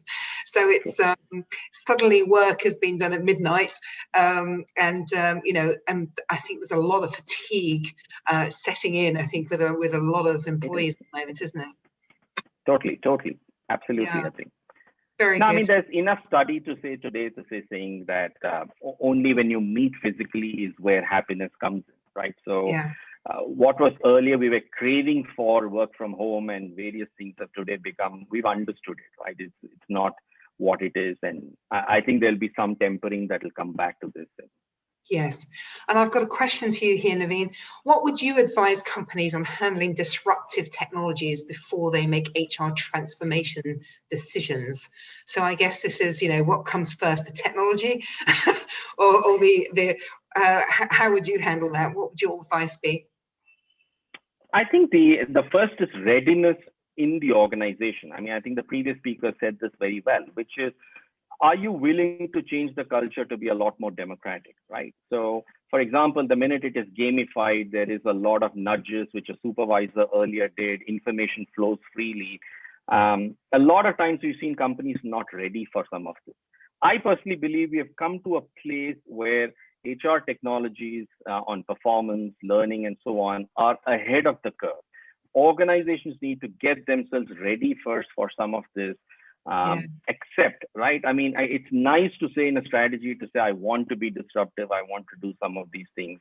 But you still, I mean, then you do an RFP and then you pick the cheapest product out there. It doesn't stack up in that sense, right? So you probably have to make some of those disruptive decisions as well. Technology to me is the last step in that milestone. Yeah, it's interesting, isn't it? As you say, the organizations can procure the technology, but how do we really motivate and engage people to use it is a whole other kettle of fish. We certainly believe the new technologies that are there are a bit like Facebook and others, right? Nobody forces you to use it. An organization which believes that I have to thrust this on somewhere, you've either got the wrong culture or the wrong technology. Yeah. Right. So you have to just put it out there, and you will find people actually absorb it and they just love it because they just want to hang around there. The water cooler, the new water cooler moments are really there. Fantastic. Thank you. Well, thank you very much, Naveen. I'm going to turn now to Kunal, because Kunal has actually done something quite unusual, actually, Kunal, haven't you? Choice Rooms, you've actually invested and designed and built your own HR platform as part of your transformation process. So, I mean, it'd be great to hear your insights about what you've been doing at Choice Rooms, and also just to hear a little bit about the technology that you've put in place. Right. Good morning, everyone. Thank you, Amanda. Generally being the last person to speak is such a daunting task at times, because all the wonderful people who have spoken before you have elaborated almost all the perspectives. But I'm still here. I'll try and do my best. Amanda, I joined Choitrams in 2010, and it's been a decade-long successful journey of HR interventions, implementations, and gaining equity, which I think is really, really important for HR in today's time. The intent of maybe hiring me was to try and see how we could shift from being typical family managed business to a corporate organization. To start off, I had to initially evaluate our traditional patterns. Like any family organization, it would include principles like making money for shareholders. Managers are controlling the individuals. There is bureaucracy, the rules, the plans associated to it. Maybe the efficiency, the cost control mechanisms which existed in the erstwhile situation. And finally, that comes to my mind is the top-down commands within a traditional family-based organization. And these principles, as we know, are self-reinforcing and interlocking as well. In the last, around 5 years, I have created HR interventions to bring in radical management in the organization, which includes, let's say, developing the concept of customer delight. If I ask who are the customers for HR, the immediate answer that comes, from the majority of the fraternity is employees. However, that's just 50%. And this is where, if I may say so, HR tends to fail. Business and employees, both are HR's customers. And HR intervention within Choitrams have changed the concept of customer delight from inside out to outside in. And we shifted our focus from only making money for our shareholders to customer primacy. Now the organization still makes money, and in fact more money, if I may say so, because we delight our customers as a principle. And we have heard of the obliquity concept. The indirect goal is more apt to make money than the direct focus on it all the time, right? So the next point I can think of is that we have enabled managers to create self-organizing teams within Choitrams. In other words, we shifted from being a controller to an enabler. I would like to state here that traditional bureaucracy is not designed for innovation or delighting customers. Even the concept of controllership is generally designed to produce consistent performance from unskilled or maybe semi-skilled workers.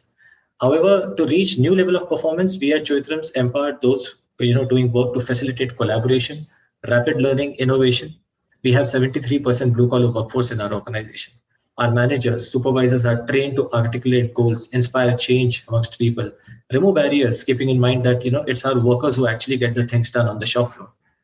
We have also moved from being a bureaucratic organization to creating dynamic linkages within the company. Efforts to become customer focused are generally damaged by bureaucracy, and dynamic linking interlocks autonomous teams and customer focus while achieving disciplined execution. Okay, that's what we are trying to do at Choitrams. Moving on, I can also think of one important factor that we moved from the concept of value to values. And let me explain this. Traditional organizations are generally preoccupied with the value, which is linked to money, and it tends to be very, very short term. Today, we have a set of core values that have taken over this value of making money. Our core values are popularly known as CLIMB within Choitrams. C stands for customer centricity, L stands for leadership, I stands for integrity, M stands for meritocracy, and B stands for being boundaryless. As a part of being boundaryless comes maybe my final point, which is a part of radical change management principle. We have enabled cross-functional communication within our organization. So instead of superiors directing and controlling our workers and inflexible decisions being made decisively, we adopted conversation, not command, with adult-to-adult interaction. Human being to human being, conversations were implemented over there. And I think that has created a lot of impact. At Choitrams, I would say the HR function is not just the responsibility of HR department. Every business manager is aware of their role in nurturing strong performance-based and value-based corporate culture. This is easy to perceive in early-stage businesses, which are usually too small to justify a standalone HR department. However, even if any business has moved out of, let's say, an entrepreneurial stage like Choitrams and employs dedicated HR resources, you can keep the entrepreneurial frame alive by continuing to involve frontline management in the key HR processes, and that's what we have been trying to do. My team over here in Choitrams is a strategic partner, within the firm, rather than just a transaction-focused administrative function. So, despite the potential value of HR, sometimes too many organizations fail to use HR domain strategically, relegating it to an administrative or a personal role, as most of us know, with a focus on the nuts and bolts of employee experience. As such, HR becomes more metaphorical, maybe finger-wagging librarian than a trusted value-generating partner most of the time. So this pandemic has obviously changed the way organizations see their HR teams. From policy restructuring to realigning compensation to studying market environment to breaking the bad news associated to maybe redundancies or furloughs to managing employees' emotion on the shop floor. HR has been the guiding light for organization in the last 1.5 years over here. Yeah. And let's say if anybody who's listening to us right now, if your business ownership and senior management already views HR as a strategic partner, then you're well on your way. If not, then you will have to demonstrate the strategic value that HR function can provide. And in my experience, that demonstration begins with taking the holistic and strategic view of HR function with the broader business. Take the initiative to understand the broader business, not just your own functional area within HR. So if you proactively work with other functional areas to understand their goals, their challenges, and then offer appropriate HR-driven solutions that help each function and the business as a whole, you'll be ultimately seen as a strategic partner by many others within the organization. So as I conclude, I would prefer to leave you with the thought that it's only when you drop, yesterday's assumptions that you can glimpse tomorrow's patterns and possibilities. So when you want to see deeper, you need to unsee first. Yeah. Absolutely. I mean, it's fascinating, isn't it? As you say, COVID certainly put people right bang in the middle of the spotlight, didn't it?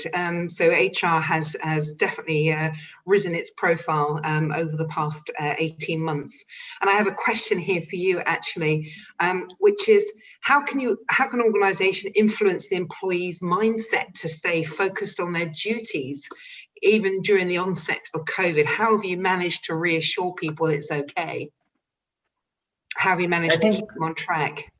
Correct. So I spoke about one perspective, which was associated to conversations and communication. And I think that was the key role, that HR played within the organization.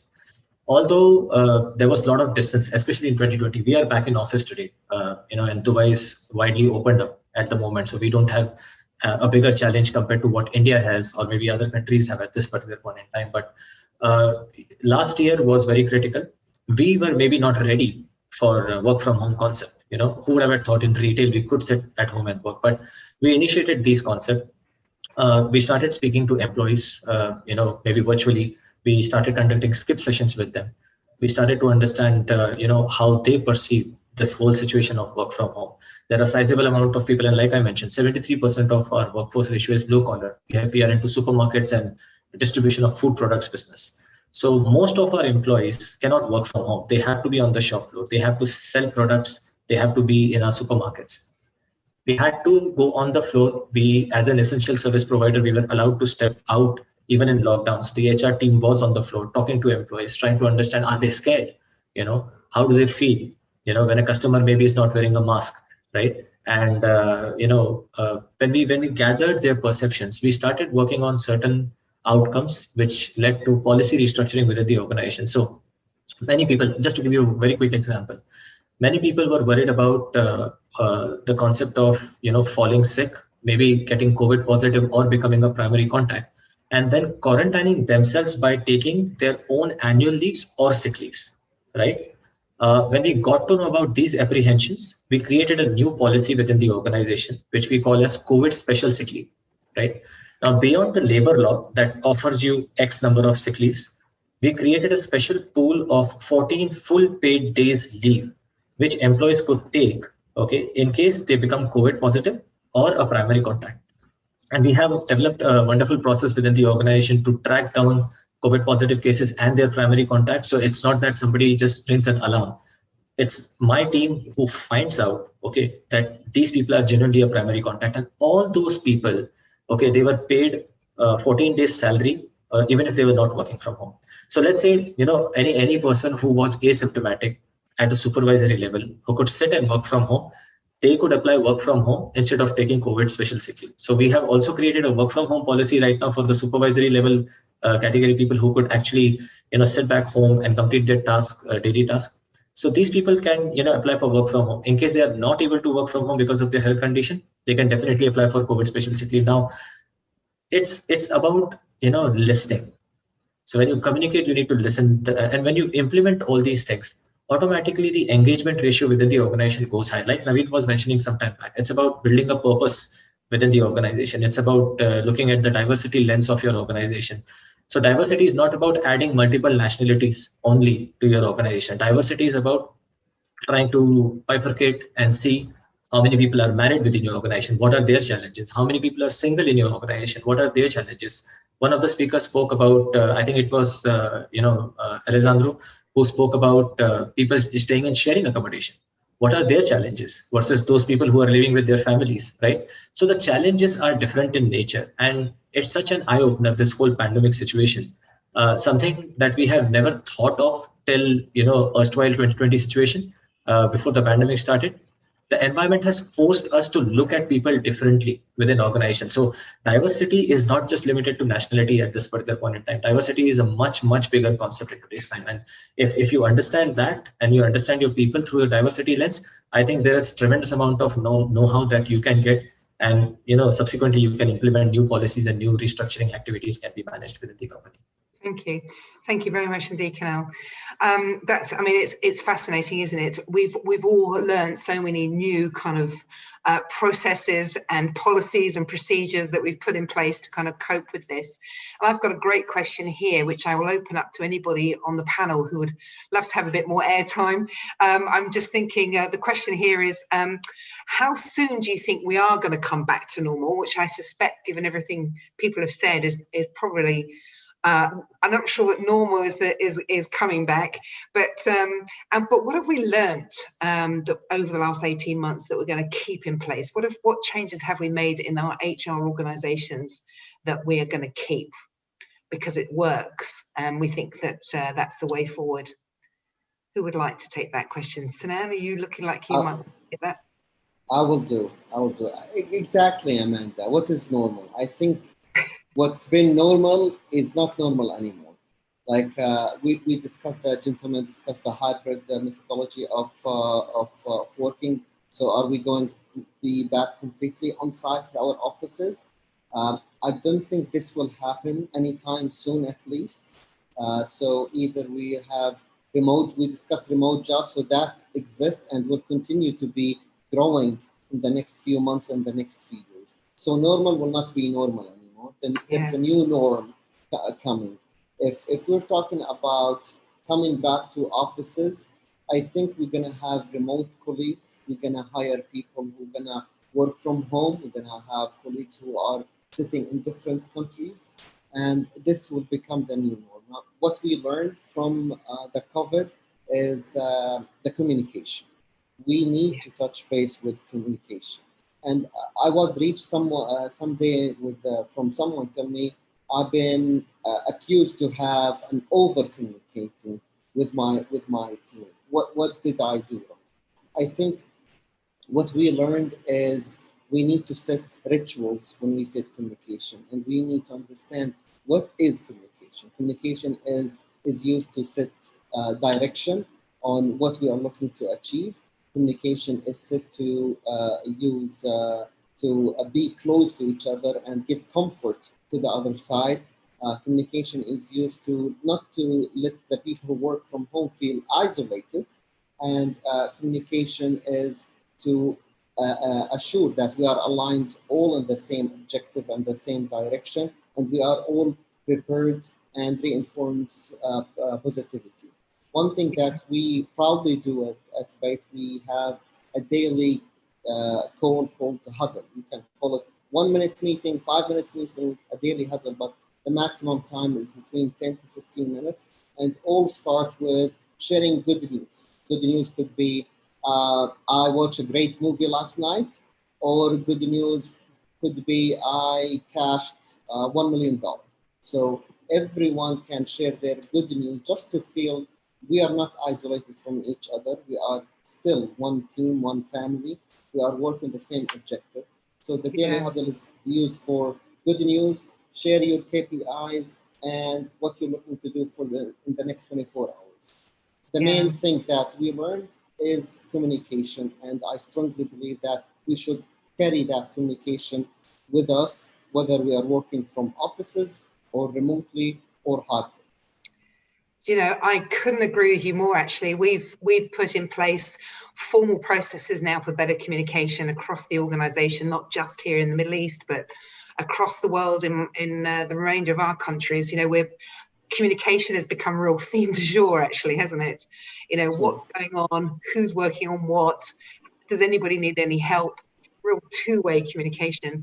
I saw Alejandro, you were nodding away there as well. Did you want to add something to that, Alejandro? Yes, Actually, I would like to think that normal is that is core to organizations and core and common to organizations and people. And I think the situation has taught us that those are the real things that we need to focus on. So what is normal? Normal is people wants to be rewarded. People wants to be acknowledged. People wants to be listened. Organizations need to make money. Organizations need to provide an outstanding service to our clients, and organizations need to keep for the quality levels. So to me, this said it before, I really don't like that new normality thing. I think normality is a continuous, and you know, this is not such thing that, you know, things are going to flip forever. I think we've just learned that the spectrum is wider than we thought, and there are other possibilities. So what is common today for AECOM, it won't be for any other company, and it might change with time. Yeah, absolutely. I mean, that's interesting. Naveen, I can see you chomping at the bit as well. I think a couple of things. I mean, I'm probably, in Alejandro's camp of, I hate this, the word new normal, because I think it's a wrong binary question we seem to ask to say, would we go back to office? That's really what you're trying to ask, at the end of it, or when would I go back to office?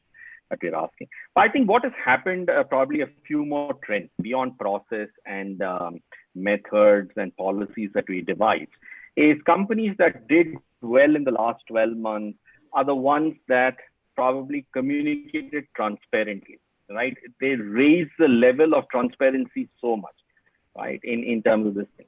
Two is that the companies also did well when they finally focused on a whole life rather than, you're here for work, I pay you for it.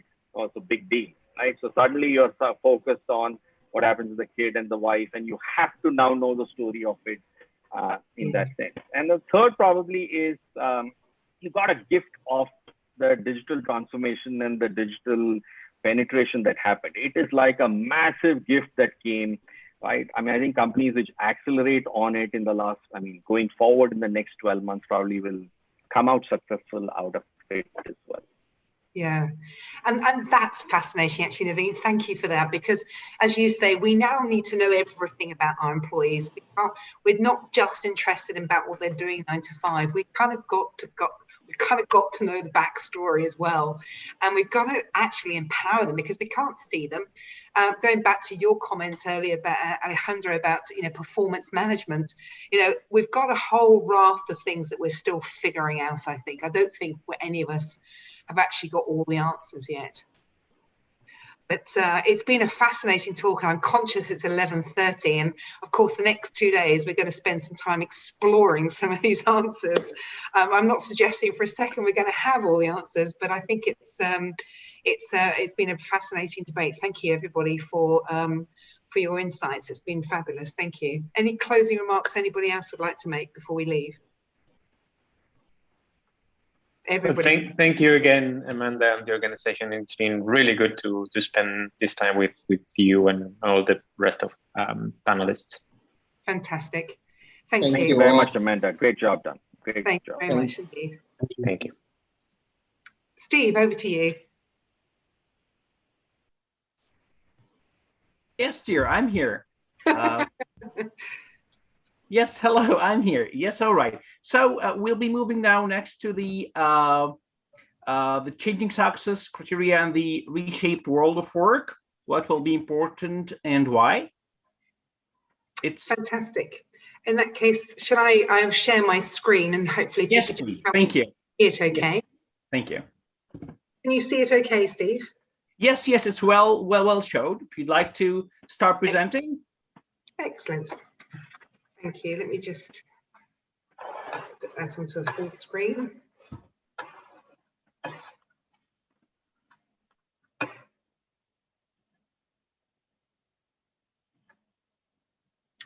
Very good. Thank you very much indeed. And thank you for your introduction, Steve. It's been most helpful. The changing success criteria. Thank you very much indeed. Sorry, I just had a quick message there from Zoom. Thank you very much for the introduction, Steve. I'm now going to spend the next 30 minutes just talking about the changing success criteria in the reshaped world of work from the perspective of competencies, skills, and qualifications. We have been here in the Middle East now for the past 20 years. So I'm just going to put some of my comments into some form of context. Essentially, we've been here, as I said before, we're in 21 countries. We've been here in the Middle East for the last 20 years. We're 2,500 employees around the world. And our heritage is actually in occupational psychology. So we're interested in the assessment and development of individuals, of teams, and of organizations. And like all of you on the call today, we are seeing some fascinating changes. And I just want to start actually by talking a bit like Kate this morning about some of those changes. And frankly, I was really hard pushed to choose between all these innovations in just the last 10 years. It's mind-blowing to think that we've had everything from the selfie stick through to driverless cars, petrolless cars, beefless beef burgers, drones, artificial intelligence, 3D printing. All of these innovations have been in just the last 10 years, would you believe? And I was feeling quite encouraged actually by the World Economic Forum, who just kind of reminded us that, in fact, we are living in the fourth industrial revolution right now. And if you recall, the first industrial revolution, of course, was the steam engine, which changed radically the way in which we work. It started to mechanize, it started to obviously to produce innovations in terms of productivity, and we started to move toward the cities. So it changed our social constructs as well. Our second industrial revolution, of course, was electricity. Electricity again changed everything, and efficiencies were born from greater use of electricity. The third industrial revolution was the computer. And obviously in the 1950s, we started to see some huge changes in the banking sector, in the telecommunications sector. And even when I was graduating and entering the workplace for the first time in the 90s, computers were really getting a hold for the first time. Hard to believe, actually. And here we are now in the fourth industrial revolution, experiencing really for the first time where effectively biological computer human interaction really comes together for the first time. So when you add all that to obviously the pandemic that's been happening in the past 18 months, the world really has changed. And if you are anything like PSI, we're unlikely to go back to the same world of work. We're unlikely to all go back to the office.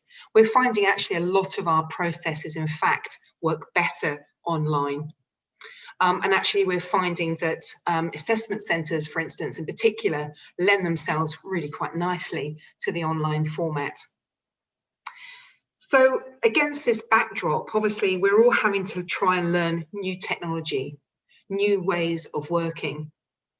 We're also seeing this new focus on resilience and well-being as people really try and negotiate time, their own space, as they work from home as well as work from the office and manage all those other chores that they have in their lives.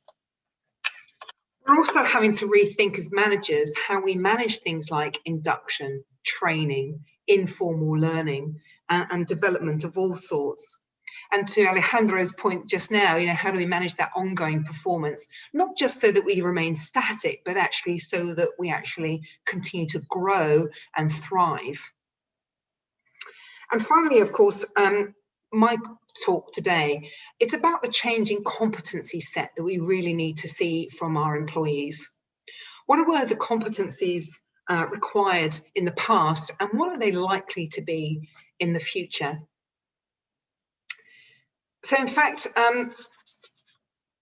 if I just start quickly with what do we know about competencies, where are they coming from? Essentially, as we know, when I talk about competencies, they are how we would like people to behave, how we'd like people to act, how we'd like people to be present in the workplace.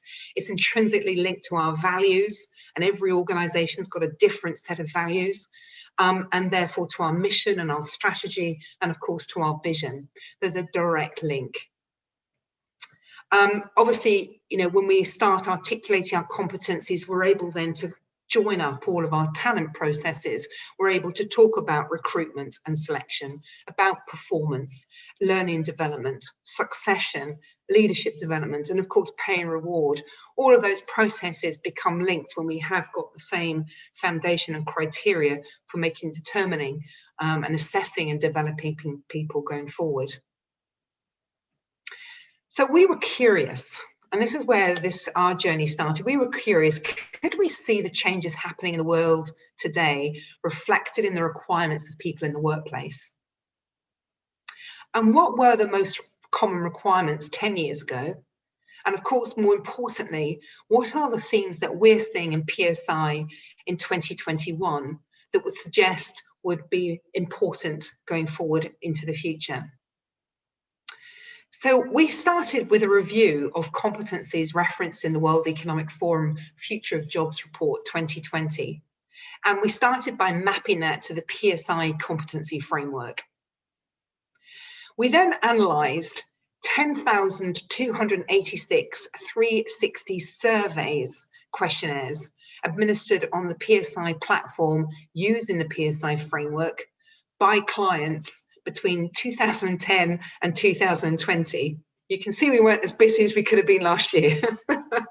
So we took on board all of that data, and we referenced, in fact, a number of other prominent pieces of research. And we asked ourselves, what were the things that people were concerned about before, and what can we see coming forward as our new themes 2021 and forward from here? And actually, if I start just by sharing our competency framework, just to reassure you about the depth and breadth of the framework and the competencies that, in fact, people could have chosen. Our framework is selected around the connecting, transforming, and achieving different clusters. And of course, our framework has also been constantly updated to reflect the present and future world of work. So, and you can see here the number of competencies and how they're then spread from building relationships and embracing diversity through to change orientation, self-awareness, adapting, resilience, etc. So a real breadth of competencies that clients could have chosen. And actually, over the past 10 years, the top 10 competencies that clients have chosen are these: coaching and developing others, results focus, customer focus, teamwork, communication, organizing and prioritizing, and interpersonal sensitivity. And as you can see from that, sort of 5 of them are what I would call kind of people-orientated competencies. And they're great competencies, do not get me wrong. These tend to reflect, I think, in the last 10 years, this move that we've made as organizations globally towards more business unit collaborative project plans, project teams. And I think it also reflects the ability to actually connect people through technology. This coaching and custom-focused teamwork communication is about how these project plans actually come together, these project groups, sorry, come together. So what are the emerging competencies that we're now seeing? We would argue that the future competencies actually look like this, and we're seeing that there has been far greater focus on these competencies that we've witnessed in the last 12 months in particular. And they're also echoed, in fact, in the World Economic Forum research that I referenced earlier. And in fact, we looked through several pieces of research to actually arrive at some of these competencies, as well as looking at our own themes and trends that we could see coming through. And these competencies: critical thinking, learning agility, digital dexterity, building relationships, embracing diversity, resilience, and change orientation, are the ones that we're seeing now, time and time, being selected over and above some of those competencies you've just seen from the past. I would like to caveat this list by just simply saying that, in fact, we've excluded leadership competencies specifically in this, and you can tune in to our speaker at 4 o'clock today. Tammy, one of my colleagues, is going to be going through the change in leadership focused competencies that we're seeing from the past decade going forward. What I'm focusing now is on those themes that we're seeing arising. The other research that we have looked at to support this is the not only the World Economic Forum, but also the Institute for the Future, the Organisation for Economic and Cooperative Development, OECD, the UK Commission for Employment Skills, and the PwC Workforce for the Future report. And broadly speaking, we've got a lot of alignment here with these new competencies. So let's have a look at what we mean by those competencies next. With critical thinking, what we're talking about here is that individuals are going to be faced with increasingly complex and ambiguous problems. Managers will need to be able to appraise data and information from a range of sources quickly. And they're going to need to be able to make decisions. And they're going to need to objectively question those ideas and assumptions.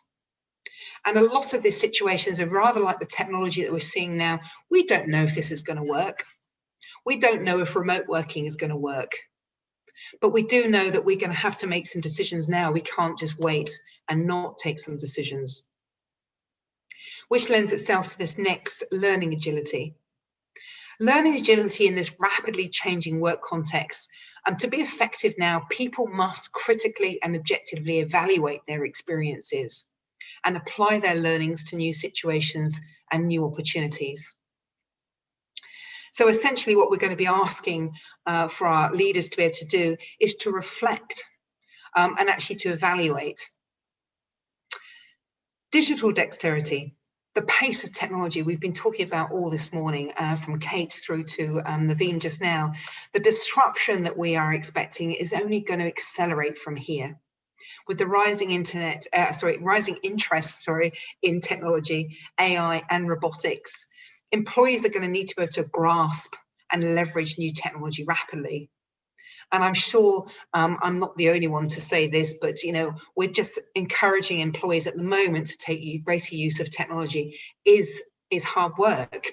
Not everybody is comfortable with technology, and how we engage and motivate employees going forward, I think, is going to be a big part of this, this jigsaw puzzle.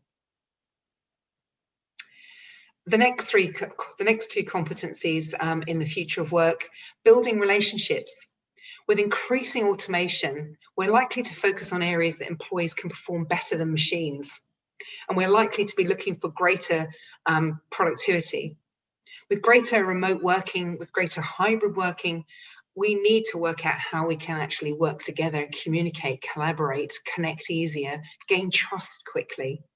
And those skills to maintain effective relationships are going to be some things that I think we as HR professionals need to really, really focus on.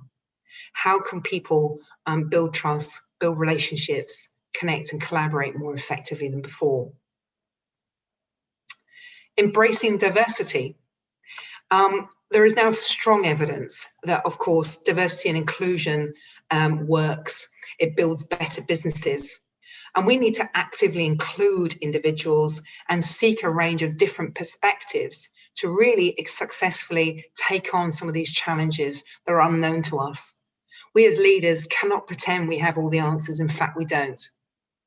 And in fact, to solve these business problems and challenges going forward, we need to be able to listen, and we need to include people, and we need to get those different perspectives. And we need to treat people fairly regardless of their background, and be willing to act if that's not happening. And then the last two competencies from the new world of work competencies that we're seeing, resilience is a huge piece of work. The recent pressures on employees is well documented, especially when it comes to well-being and mental health. It's really highlighted the importance of helping people to build their resilience. And resilience isn't static. We are, as I said earlier, as psychologists, resilience, we know resilience can be trained. It can be developed. It's a process of awareness. It's a process of supportive leadership. It's a process of creating the right organizational culture that's really going to help people grow their resilience. People are going to need to cope with this new world of work, this new level of ambiguity. They are going to be more anxious, trying to grapple with new technology, working from home, working different hours. And they're going to be able to need to cope from setbacks, and they're going to need to be able to cope from change and bounce back. And we can as leaders, we can help by creating the right cultures. We can help by helping our managers and grow our leaders.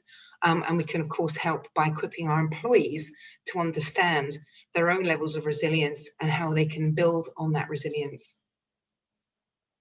And finally, that change orientation.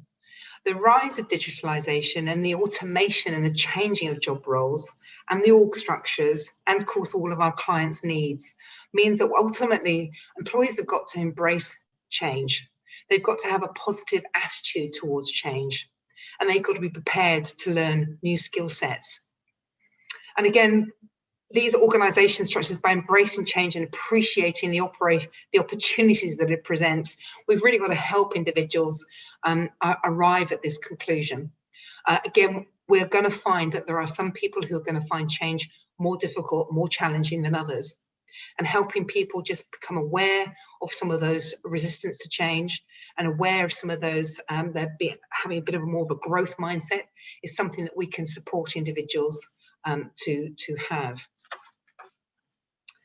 So if I move to my key conclusions from this work and from these 7 competencies that we're seeing now included more and more often in our 360 surveys by clients, and also referenced, as I said earlier, more and more in the research, I would say that the conclusions I've drawn are that the window of opportunity for upskilling and reskilling is getting shorter and shorter. I think it's been mentioned a couple of times already this morning. We are learning skills today that may not even be relevant tomorrow.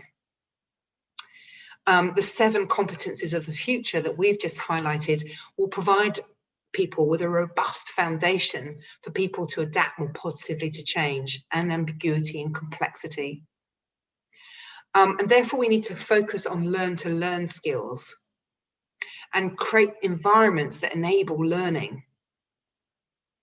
And that's really critical. There's no point teaching people, I think, just on how to use a new piece of machinery. I think it's going to be important for allow people to be more comfortable with change and to learn. And while 66% of organizations recognize that upskilling, or the return investment, should I say, in upskilling, the employee engagement is lagging. 44% of employees are taking up employer-supported opportunities. That's leaving a great deal of employees left on the bench, not stepping forward for reskilling and upskilling. So therefore, businesses need to actually design a fast and agile and coherent workforce investment strategy, which not only includes reskilling, but also includes the motivation and engagement of employees in the process.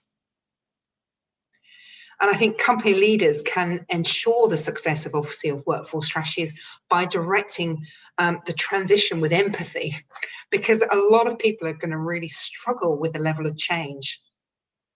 So by appealing to workers, to their sense of purpose, to their sense of meaning, to their growth, and to their achievements, I think is going to be really critical to get people comfortable with change, comfortable learning, and happy learning to learn. And I'm conscious of the time, so I'll stop here, Steve, if you have any questions.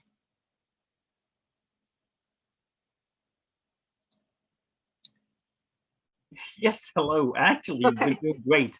Thanks a lot. Thank you so much. It was really fascinating. Yes, we do have some questions to discuss together here. And let me start, please, with this one I've had here. All right. So I found your comment interesting. We need to focus on learning to learn skills and creating the organizations that enable learning. What do we mean about learning to learn? Oh, very good. Excellent. I mean, it's about essentially having effectively a growth mindset. At first, we need to believe that we are capable. We need to be open to the idea that we're capable and that this change is meaningful and that this learning is valuable. Mm-hmm. And we need to be able to have leaders who are going to be open to the fact that their employees are going to find this quite challenging. And employers and managers alike need to be able to create a safe environment for people to want to learn. So actually, if they make mistakes, or if they want to challenge, or if they want to put forward a different idea, in fact, they don't feel that they're going to be chastised for that, or laughed at, or indeed sidelined, or what have you. They're able to speak up, they're able to challenge, they're able to make mistakes.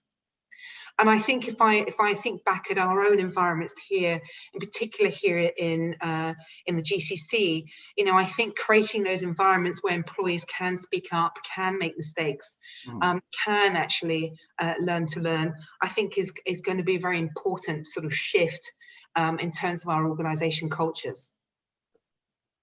Great, thank you. Okay, how can organizations better position themselves to encourage learning and development? Well, I think just as I mentioned there, really, with culture, I think it's going to be about helping leaders, first of all. So I think we need to do work on two levels here. One is to work with leaders, to give them the coaching skills, actually, the ability to mentor, the ability to listen, to provide feedback, constructive feedback, to actually manage difficult conversations. So we do need to equip our leaders.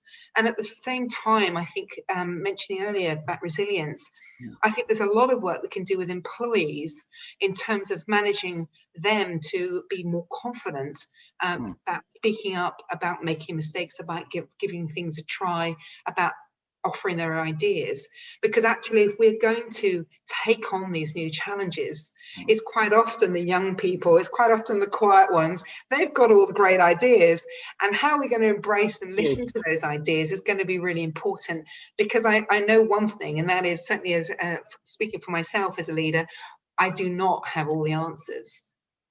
So I think equipping people to listen and keeping people to speak up is going to be a big part of this. And I think that certainly with remote working and hybrid working, we are moving more and more away from these kind of formal organization structures, actually. And I think we're going to be leveling the playing field quite some bit. I think we're going to see quite a big organizational shift in the coming months and years. I totally agree with you. Absolutely. Yeah. What in your experience is holding leaders back from developing their staff?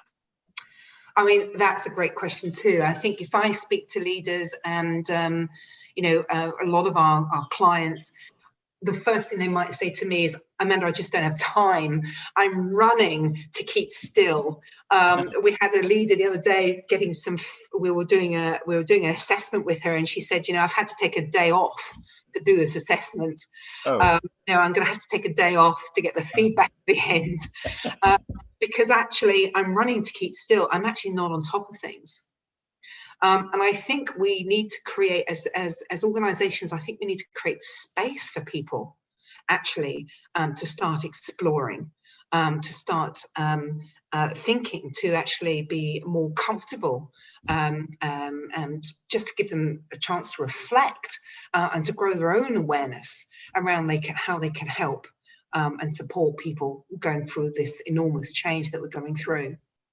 As I mentioned earlier, you know, whilst organizations recognize that investment that's required, actually individuals are yet to really get on board with a lot of the upskilling and reskilling opportunities that organizations are offering. And I know in my own organization, I know with myself as well, you know, with PSI, you know, our head offices are forever sending us little gems, new ways of working, new technology to learn. And actually, as leaders, we don't have 5 minutes sometimes to actually take stock and to learn for ourselves. So I think, you know, we can do a lot of different things. One is about preparing leaders. One is about preparing individuals. One is about providing time. Great. Well, we have a question here from Renel. What are the types of learning that can apply on our HR setting? Oh gosh, I think as HR leaders, we are strategic business partners, of course. You know, we are there to help all of our different business units.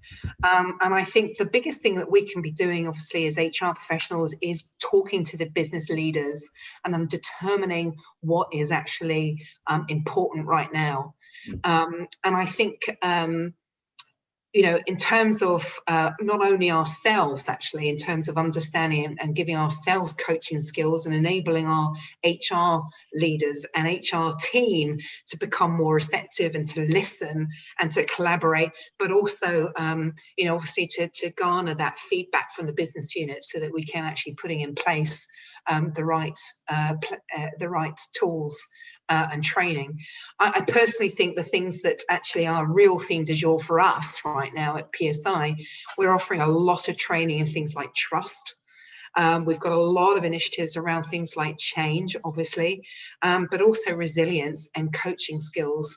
I would say those are our 4 most popular programs that we're running. And it's all about listening and collaborating and actually you know, enabling people, as I say, to step forward, make recommendations, be heard, be listened to. Going back to what I was saying earlier, leaders don't have all the answers, and HR professionals, we don't have all the answers either. So I think we need to be receptive. Absolutely, yeah, absolutely. Amanda, it was great. Well, what's the change in skill management you are witnessing? The skills in terms of the leadership. Yes. I think going back to that that I was just talking earlier about leaders, I think one of the things that as leaders we have really got to work through, and Alejandro touched on this earlier, is, you know, how do we performance manage in this new world of work? We are going through so much change. We've got hybrid working, certainly at PSI now, and that's here to stay. We're closing offices, interestingly, and certainly in the UK, where we've got 4 premises, we're now going to 1. So how are we actually going to be managing remote teams? How do we actually still make sure that we are collaborating, communicating, and really supporting each other? So I think, in terms of leadership skills, coaching skills is going to be really important. We've got to really think about performance management. And I think, in the broader sense of the word, I'm not just talking about ratings and getting together on a quarterly basis, on an annual basis. I think this is now weekly, it's monthly. It's far more regularly than we perhaps ever used to. Wow, well, that was really great. We do have 1 more minute left, so would you summarize everything in a minute? It was great. Great job, Amanda. Thank you so much. I'll summarize everything in a minute by simply saying, as I said earlier, really, we can't hope to try and train everybody today for everything tomorrow. I think, preparing our employees to learn is going to be an important step, and preparing the organization and the organization culture to enable learning is going to be a really important step that we all take going forward. Thank you so much, Amanda. We truly appreciate everything you've done, and thank you. Thank you very much. Yeah, thank you so much. Have a great day. Thanks a lot. Thank you, you too. And thank you to everybody listening at home. Thank you. Okay, we're going now to have Mr. Omar AlShamsi, partner and CEO from Entomo, Performance Management in the Future of Work. Yes, hello, Mr. Omar.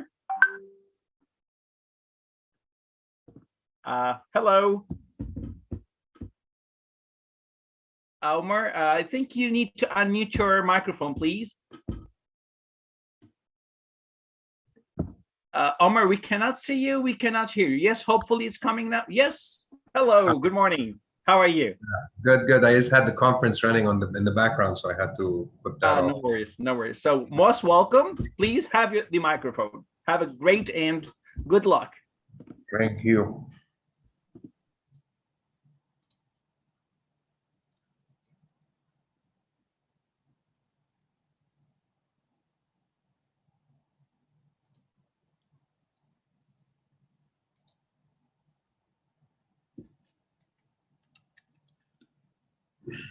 All right. Am I live right now? Yes, you're live. If you'd like to share your presentation, would you like to? Yes, yes, please. Yes, sure. I'm not sure. I'm live in the conference, right? Yes, you are. Yes, you are. Hey, so thank you very much, everyone. And my name is Omar AlShamsi. I am the CEO for Entomo in the Middle East and Africa, and I'd like to, of course, thank everyone from the organizers as well as the people who are here and present today for this meeting. Today, essentially, I'm going to be talking about the performance management in the future of work, and what does it really mean, and what does it really mean to us. So I'm just checking my chat real quick, making sure that everyone is okay. So guys, if there is any questions or anything like that in between, please do let me know, because I can't see the chat in front of me. So we will. Absolutely, we will. And I like to answer questions. So whoever wants to ask at any point in time, please feel free to do so. I'm going to start real quick about who we are, as well as the challenges that we've seen as an organization and why we've built our systems to help with the, of course, the future of performance management and how things work, and why we feel that going the digital way and making sure that an ease of use digital system is very important for the future of work. Of course, as you all saw from what we were talking about, or what the other speakers were talking about, there's a lot of move towards the digitization. However, the understanding of how that digitization is going to look like is still an ongoing matter, in the sense that there's always new technology coming out, there's always new ways of communicating, of interacting with each other.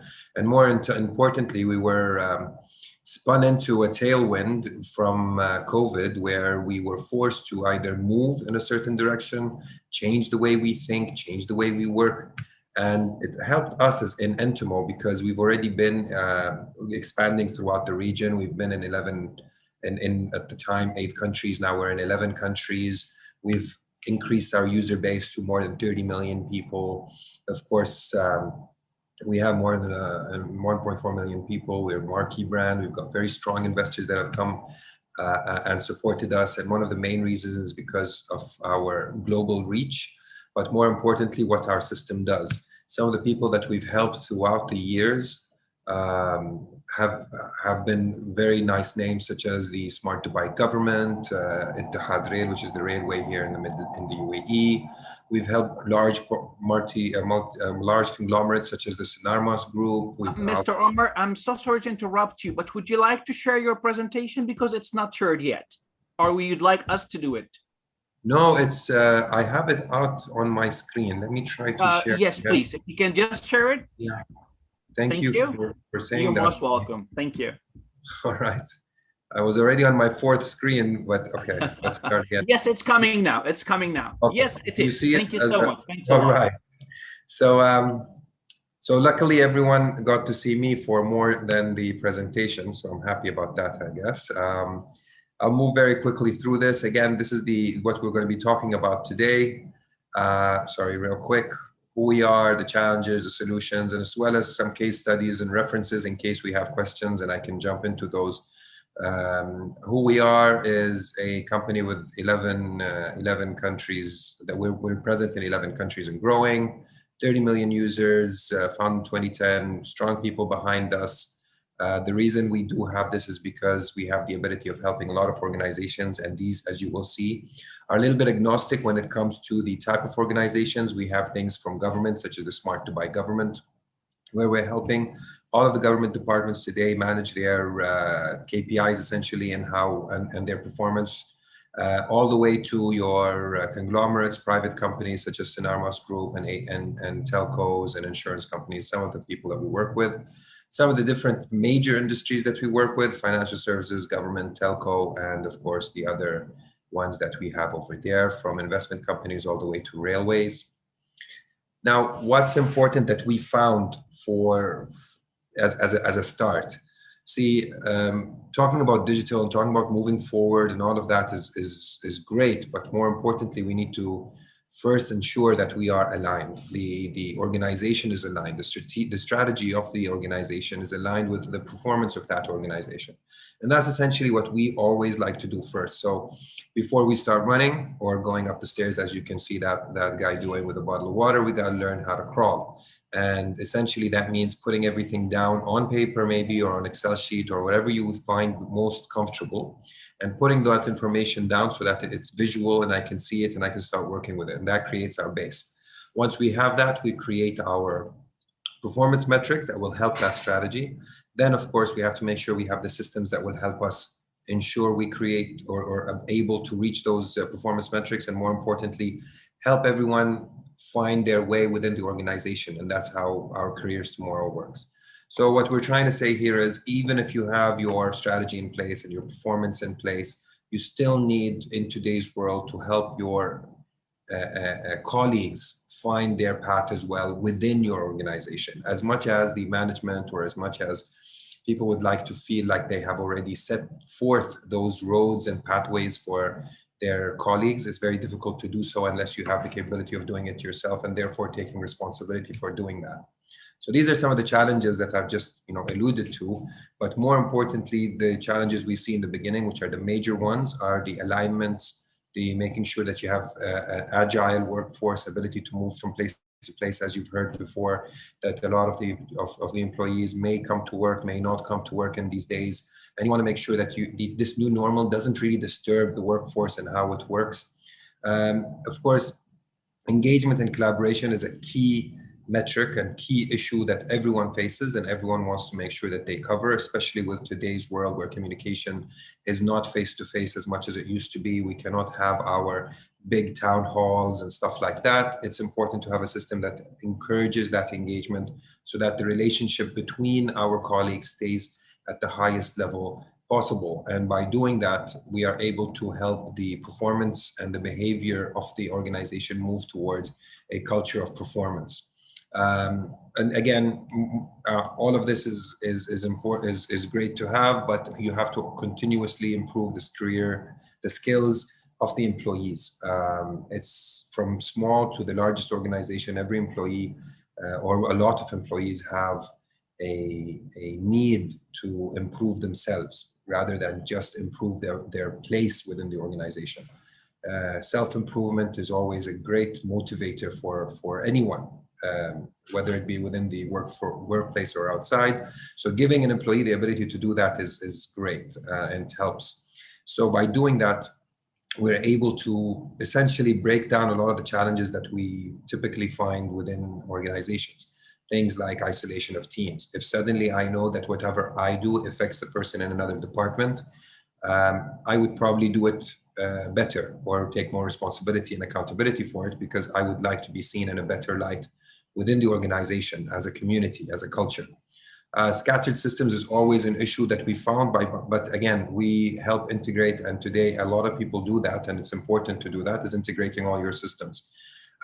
Having one major system to run everything is a nice option. However, what I found personally, and I think a lot of our organizations have found, that there are a lot of niche players out there that are extremely good at what they do. And if I can use their system integrated to everything else, then essentially it's like me creating one large ERP, if you will, that does everything from multiple various systems.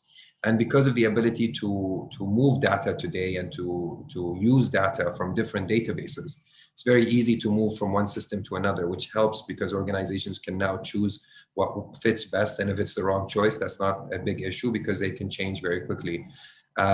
Before, you used to invest a huge amount of money and jump into a system, and then you're kind of stuck with that system for at least 5 years, just so that you can claim to have some kind of ROI from it.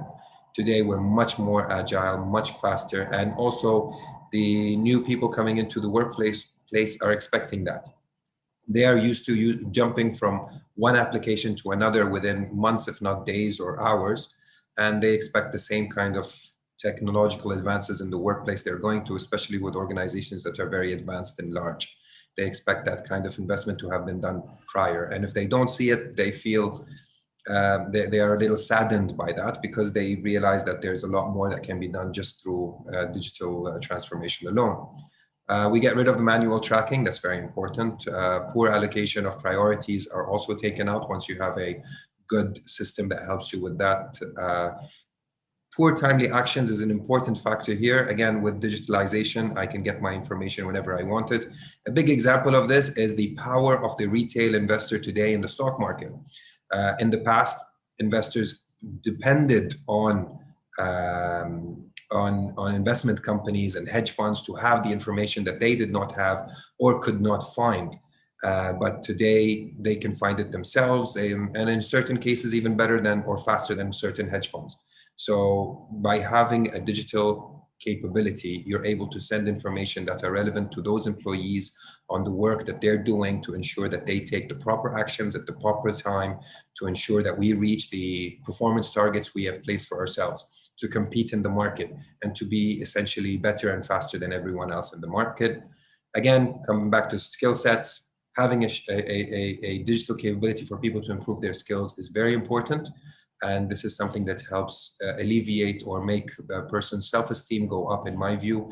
The more I can train myself and upskill myself, the more I can do, the more responsibility I can take, the more accountability I am willing to take.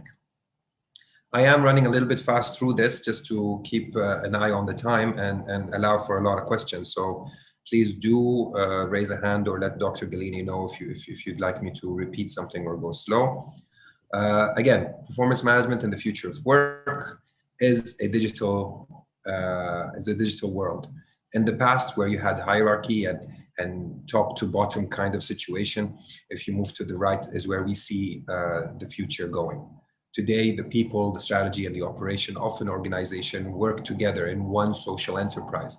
And they do that by putting all the information that are relevant to everyone within the organization to make this organization work in one place. So things like, for example, your goals, your KPI, the organizational units start to work together much closer. Employees get to engage with each other much faster and better and at a much larger scale. Rather than being able to sit for a coffee with 5 people, I can now sit in a chat room with, as you can see in this conference, hundreds of people, if not thousands of people, and I can portray my message and get information back. Our town halls today, when I used to be in the bank, we used to have town halls and we'd have to have multiple town halls because of the size of the employees of the bank. Today, we can do it in literally one meeting such as this, and I can cover 5,000 to 10,000 people. Mr. Omar, so sorry to interrupt you. You're doing great. If you'd like to go a bit slower, it will be perfect because we have time. So you're doing so great. Thanks a lot. Thank you, Doctor. Thank you for that. All right, so I'll slow it down just a tad bit. Again, the social enterprise, very important. I think, in my view, that we have realized as organizations that having the proper culture and the proper engagement methodology will help the organization move forward, rather than having a procedural approach to things, such as you must do A, B, C, and questions should be asked later. Right now, it's more, how can we do A, B, C? What would be the most efficient way to do A, B, C? Can you help me? And that way, we have found that a lot of our organizations have been able to quite literally increase their performance metrics by 2 or 3 folds, just by simply asking the same question in a different way that gives a person more accountability and responsibility. I'm not going to delve too much into this. I think it's been talked about many times. We are moving from the static to the non-static, from the dashboard that just tells me and shows me beautiful charts to actual information that I can share with my colleagues and make sure that we work on them so that we can push the organization forward. Information that arrives to me at the time that I need it, rather than later when I have to go and search for it and seek it out. All of this, of course, is possible because we have the technology today to do this. It's a matter of taking that technology and aligning it to what I would like to achieve. And to do this, we essentially, in this little sheet I have here, helps summarize that. So by having a performance management system and digitalizing my management process, by ensuring that my productivity is seen, understood, and is taken into account when a person is going into his job, when a person can see how they are doing vis-a-vis the rest of the organization, how they are supporting the organization, we can create a lot of positive momentum from simple psychological studies that have happened in the past. Things like, we as human beings naturally like to compete, and you see this with a lot of the apps that you use, even if it's within yourself or with yourself. So by having an ability to give a person information to compete with himself or with other colleagues for the better, you find a lot of positive change. We have things such as push notifications and nudges. By giving people a reminder every now and then of things that they need to do to achieve their performance metrics, it makes them more inclined to do it. And we've put all that in a digitized space. Essentially, Entomo wanted to take what we use on a day-to-day basis, things like my Fitness Pal, Fitbit, Google Fit, Apple Health, whatever it may be that today sends you messages on how much you have to walk per day. We figured if they can tell me that, and if Amazon can kind of figure out what I want to buy next, then why can't my system at work help me do that as well? What do I need to do next? Where do I need to go? When do I need to do it for me to achieve my goals, and maybe even surpass those achievements and do more than what I thought or what I put down that I would do for the year? So in essence, and in summarizing my final sheets over here, you'll see that the main purpose has to be clear, which is that we need to perform, we need to engage with everyone that we're working with. And once we perform and engage, we can act in the correct way to make sure that we are not only ensuring that tasks, etc., are being done, but more importantly, we are thanking those that need to be thanked at the time that they need to be thanked. We are also helping those that need to be helped at the time they need to be helped. And that way we can create a proper atmosphere for growth.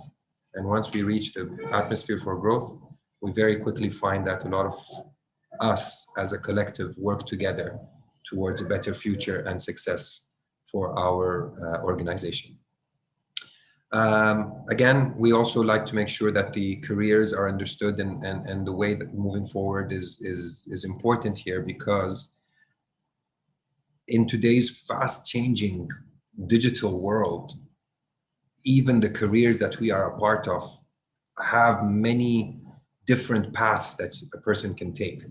And these paths can be either extremely beneficial for an organization or absolutely not. And it's important that we have a open data and open communication with everyone working in our organization to help them choose their career and their skill gaps to be closed, so that they can actually help us grow as an organization and together reach the heights and break the limitations that we always thought were there.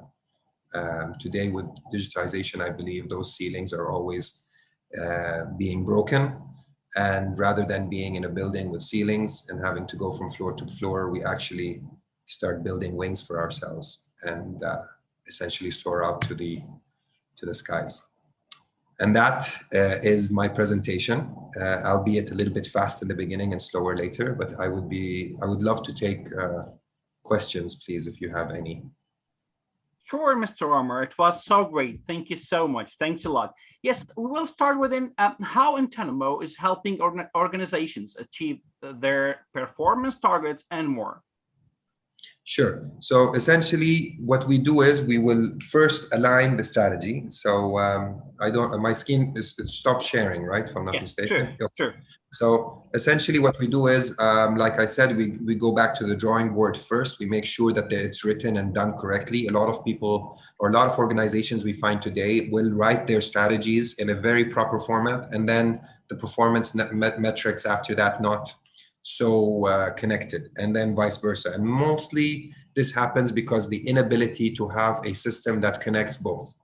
Once we have that, and actually a lot of beautiful things happen. Once we have that, we start realizing things such as the strategy team of the company is actually now talking to the performance team of the company and also talking to the HR team much more than they did before. Sure. And by doing that, of course, we close that communication gap, number one. Number two, also information gap.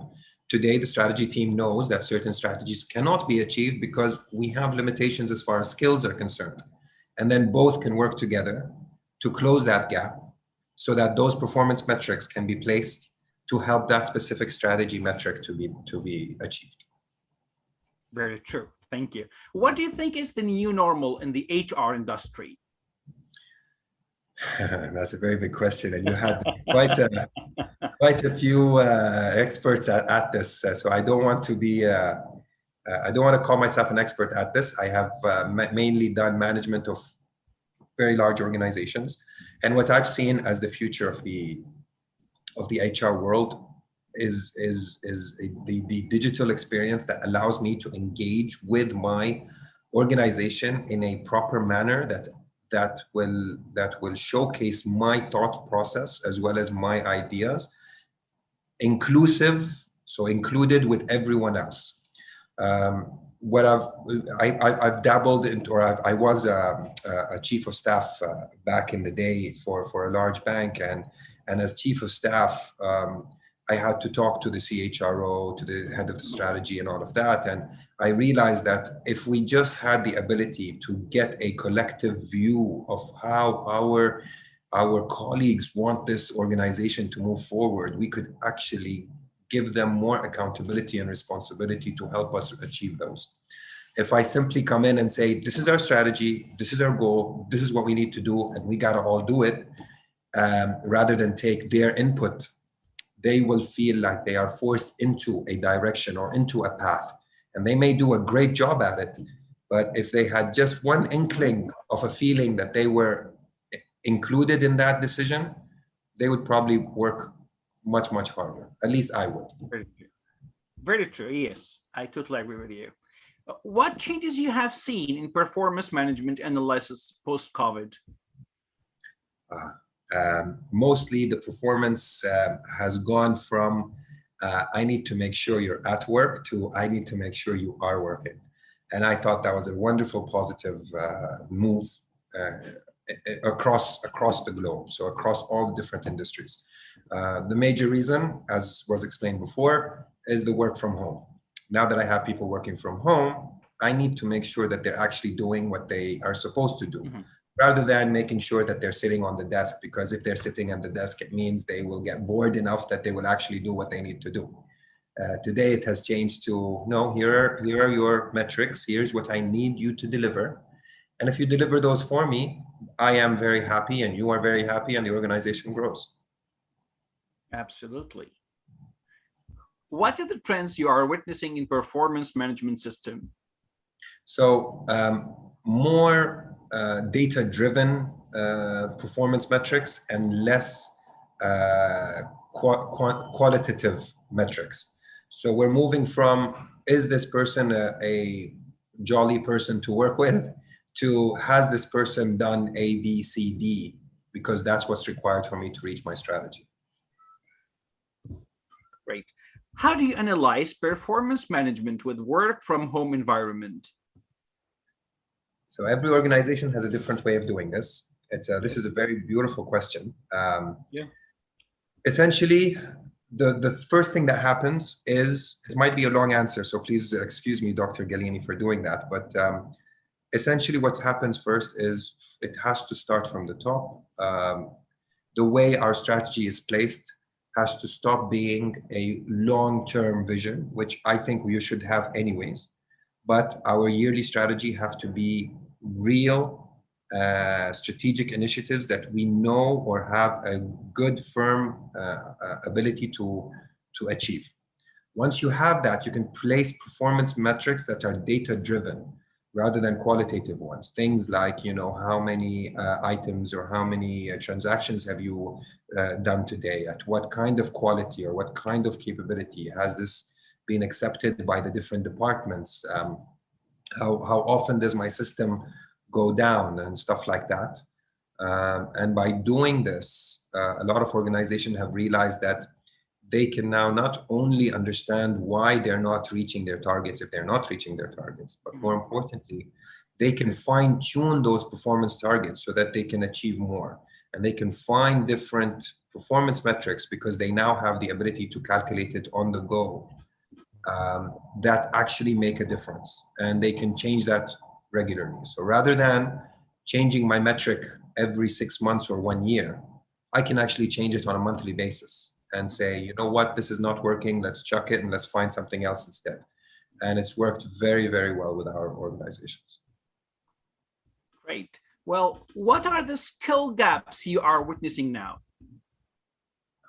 So depending on the region, in the Middle East here, in the United Arab Emirates and the Gulf in general, most of the skill gaps are prevalent in your data management capabilities as a broad sense. So things like writing data scripts, building data-based things like, for example, managing databases such as MongoDB or MariaDB, things like, for example, how do I improve systems and make my systems better, improve the efficiency of that. Those are some of the the gaps that I've seen that a lot of the organizations are trying to find, because they have built systems or they've invested in systems and now they need people to run them and help make them better. Great. So, Mr. Omar, what's your advice to HR managers who are looking to transform their processes in performance analysis? Call me. I'll help you do that. On a serious note, research. There's a lot of information out there. Take your time, look for the right thing, and try. Everyone knows that trial and error is the best way to find what's best for me. Do not get bogged down in a system or in a situation where you will have to use a certain system for a certain number of years before you can make a change. My advice would be at least get a 3 to 6 month trial. Do a trial within the organization, see if it works, if everyone likes it, and then make your decision. That's usually my advice. Excellent, thank you. Well, we have a notice here from Chad. I noticed some media publicity for Entomo about Stevie Award. Can you tell more about that, please? Yes, so in Entomo, the board and the management of Entomo, I highly commend and thank and praise all the time because of the way that they work. We are, and I truly believe this, the human factor works very, very highly in our organization, and it's one of the reasons why we are all happy working here, I hope.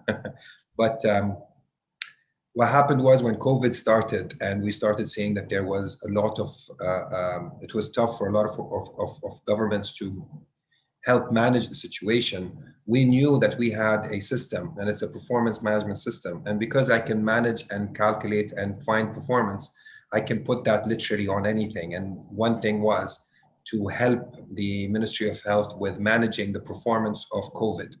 Not, of course, performance can be, I can want more, I can want less. So what we were looking at is managing the performance of getting COVID numbers down.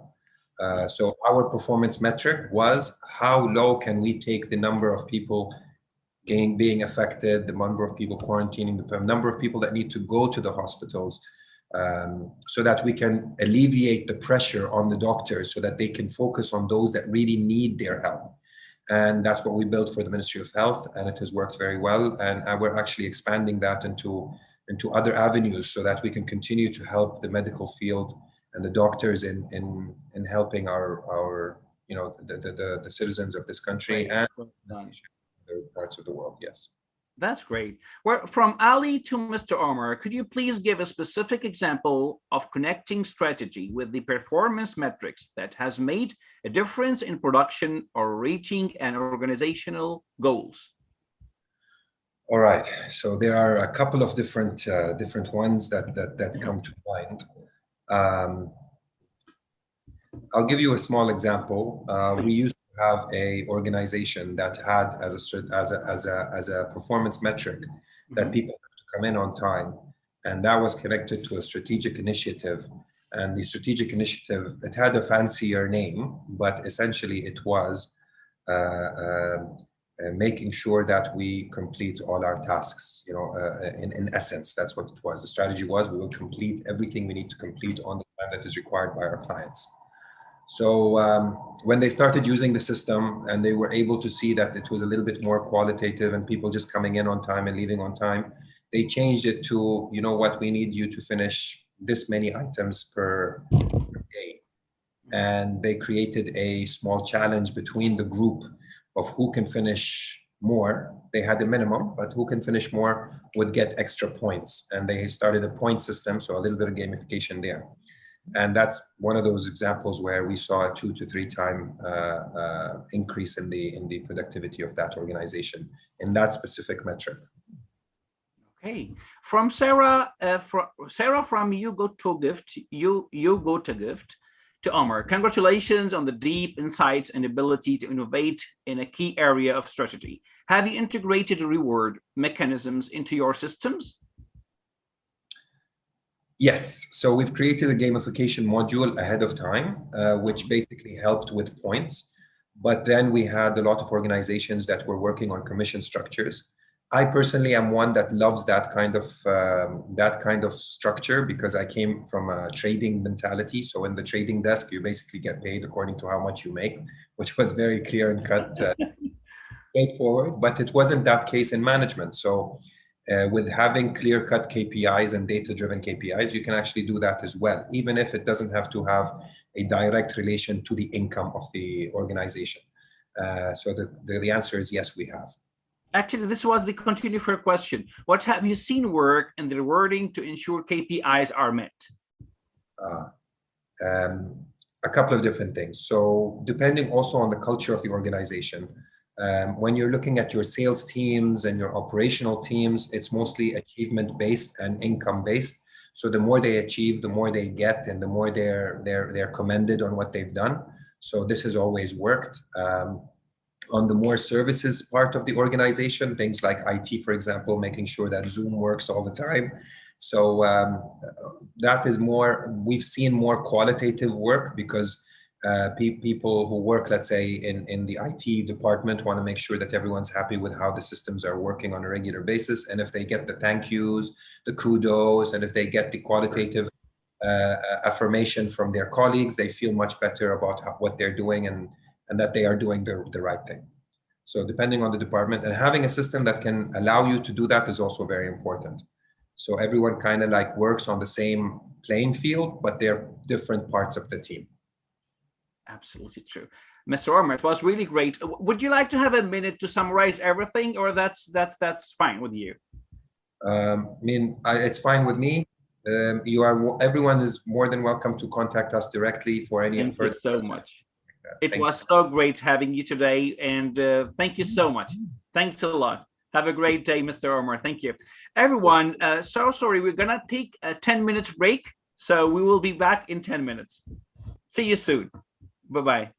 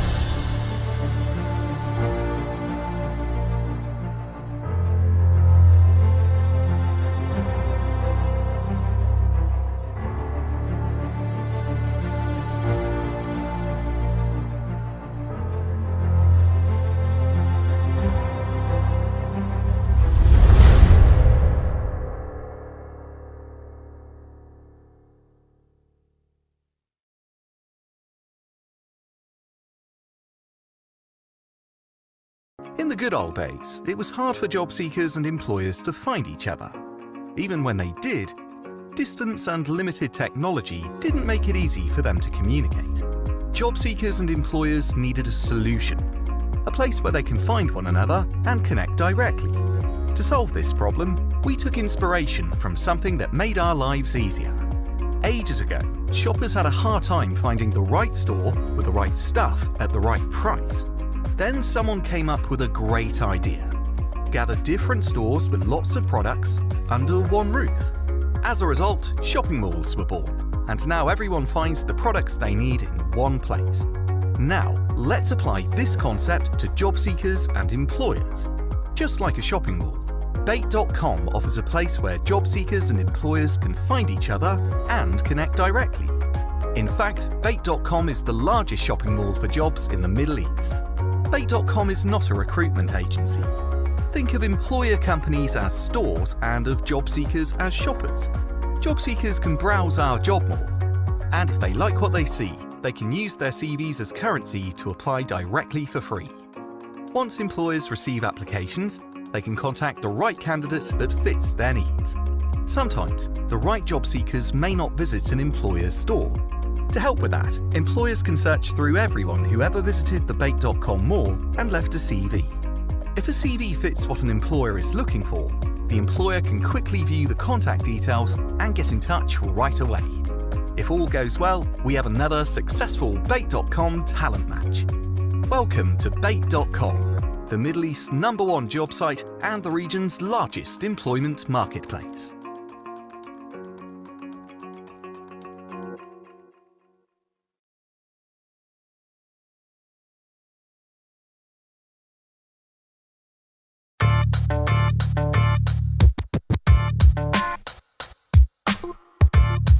Hi everyone, my name is Eloïc Perrache, and I'm the Dean of HEC Paris.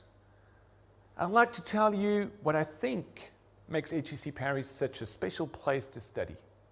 We offer a world of opportunities and outstanding programs in management so that you can become the best, most well-rounded version of you and have an impact on society and the world at large. At HEC Paris, we acknowledge that no two paths are the same. That's why you will have many chances to customize your degree to your chosen path, including 150 elective, 20 specialization, many double degrees all over the world, and the possibility to take a gap year depending on your course. We rank consistently among the world's best business schools, topping the tables of the Financial Times and many others. These leading rankings are some out of many testaments to the outstanding quality of the teaching, career prospects, curriculum, and lifestyle we offer here at HEC Paris. As for our academic approach, we believe that learning is strongest when both in classroom and on the ground. You will receive an exceptional education in management, run by field-leading academics who got their PhD from the world's top universities. Pushing the boundaries of knowledge, our teaching is constantly informed by our faculty world-class research. And thanks to international internship opportunities and courses created by industry practitioners, you will also have a hands-on approach to your field. This perfect theory-practice balance will be an ironclad competitive advantage when launching your career. We pride ourselves on our global mindset, with more than 40% of students finding an internship outside their home country. This is why we offer many opportunities for academic exchanges, as well as double degrees with prestigious universities such as Wharton, LSE, Yale, or Tokyo University. Our students go on to do amazing things, from management positions in big global businesses and NGOs, to startups born at the HEC incubator, or even entering academia, the political world, and public sectors. The possibilities are endless. To help you get there, you will have access to exceptional opportunities and support throughout your time at HEC.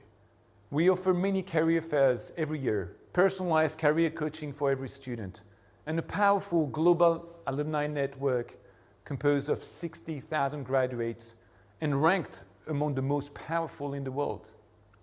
As for life outside the classroom, in many ways, we consider this just as important as life within it. With over 110 nationalities, our students are a true melting pot of people. Our 130 clubs and societies, spanning from social and humanitarian actions to sports and other leisure activities, only add to this diversity and richness. And our beautiful campus, offering the perfect balance between the urban and rural worlds, provides many opportunities for meaningful connections and lifelong friends. HEC Paris is an exceptional springboard to a future without limits. You will have all you need to successfully embark on the next stage of your life and career, whatever it may be. Our goal is to motivate and enable you to become the next generation of inspirational leaders.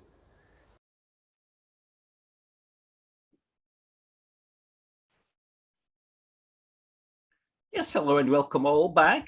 Now we would like to welcome our next speaker, Ron Thomas. Hello, Ron. Good morning. How are you? Good afternoon. How are you? Yes, how are you? I'm good. Yeah, so happy to hear from you. Okay, Ron, please have the microphone. Okay, I'm trying to share my screen here, and I'm having sure. a little challenge here. It's not coming up. Oh gosh. Okay, just give me 1 second. Take your time. Okay. If you need any help, also our IT team here are ready to help at any time. Okay, because I'm not able to pull my screen up. Yes, IT team, please, can we help? Ron, please. Am I blocked from No. It will work out. If you'd like to try it by yourself, you just share your screen there. Okay. We can see you. Okay, we will share your presentation. All righty. Okay, from your side, you have it. Okay, good. Yes, Okay. and let me introduce Ron Thomas as Managing Director, Strategy Focused Group, Dubai and Singapore. We're going to talk about reimagining through the 3 W's, work, workforce, and workplace. Okay. Thank you for coming, Ron. So Thank happy to hear from you. Thank you for being here. The challenges of technology. Okay, it's coming. Yes, it's on now. Okay, great. Okay, can you All right. next? Okay, great. See you later. Thank you. Thank you so much. You're most welcome. Good luck. Good. Thank you so much. My talk today is concerning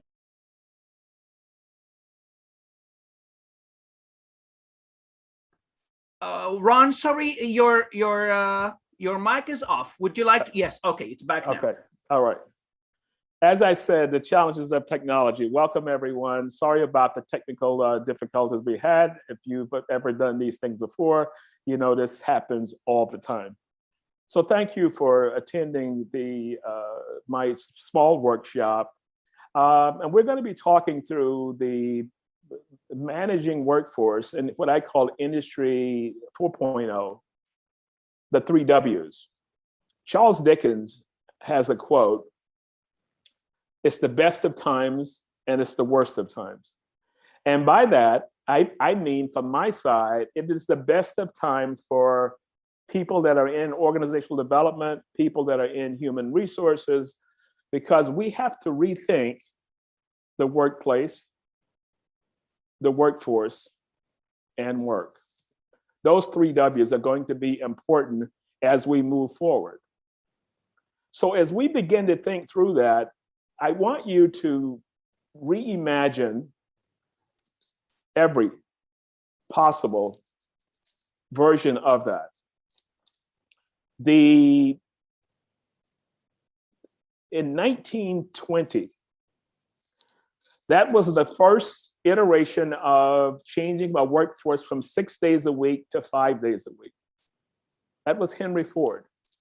And there was a lot of chatter as it related to 6 days to 5 days. We're coddling employees. Why are we doing this? It works better for 6 days. And we have Sundays off to worship, all of these kinds of things. But that was almost 100 years ago. Best of times, because we're able to, what I call design from disaster. COVID, disastrous period. Workforce was totally interrupted. So how do we think of this new version of work based on what we have gone through over the past year or so? So next slide.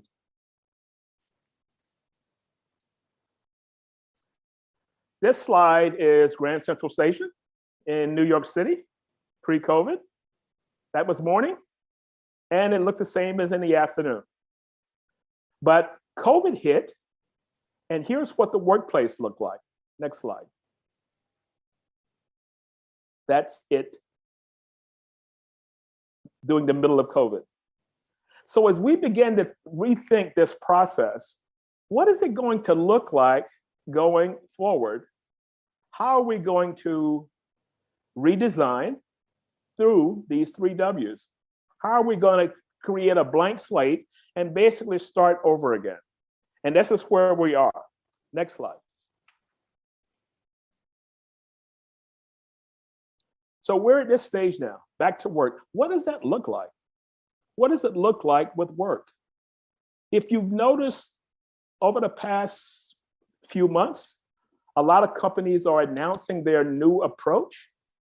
A lot of companies got kicked back because maybe the audience or the workers were not polled to get their sense of what that would look like. Decisions were just made from the so-called C-suite, which can create problems. So let's take a look to see what we have to start thinking through from our perspective as to where we sit now. Next slide. So we're at the starting point. So, which means that if we can reimagine, we can look through any one of these lenses and think about this so-called future of work. What is this future of work going to look like? What are the skill sets that's going to be needed? What are the competencies that's going to have to be analyzed? What is the upskilling, reskilling approach to certain segments inside of the workplace? From the CFO's perspective, they said, hey, we're saving a lot of money, and maybe we don't need those big offices. Or we look at Facebook that built a multi-million-dollar campus that basically now sits empty. So CFOs are looking through it from a different lens because they're looking at it through a cost factor. But from people in org development or HR people are thinking through a totally different perspectives. Okay, you can go ahead and advance the slide. How do we rethink the business priorities? What is it going to look like for work? What segment will be impacted? What segment will not be impacted? How do we diagnose? Einstein has a favorite quote I like. He says that if I had 1 hour to solve a problem, I would spend 55 minutes understanding the problem and 5 minutes in solutioning. Have we spent our 55 minutes, or did we go to a conference room with all the big thinkers? I say thinkers in quotes, and we craft out a solution and we send it out. No principles of change management, no nothing, but the bosses have spoken, and here's what we're going to use going forward.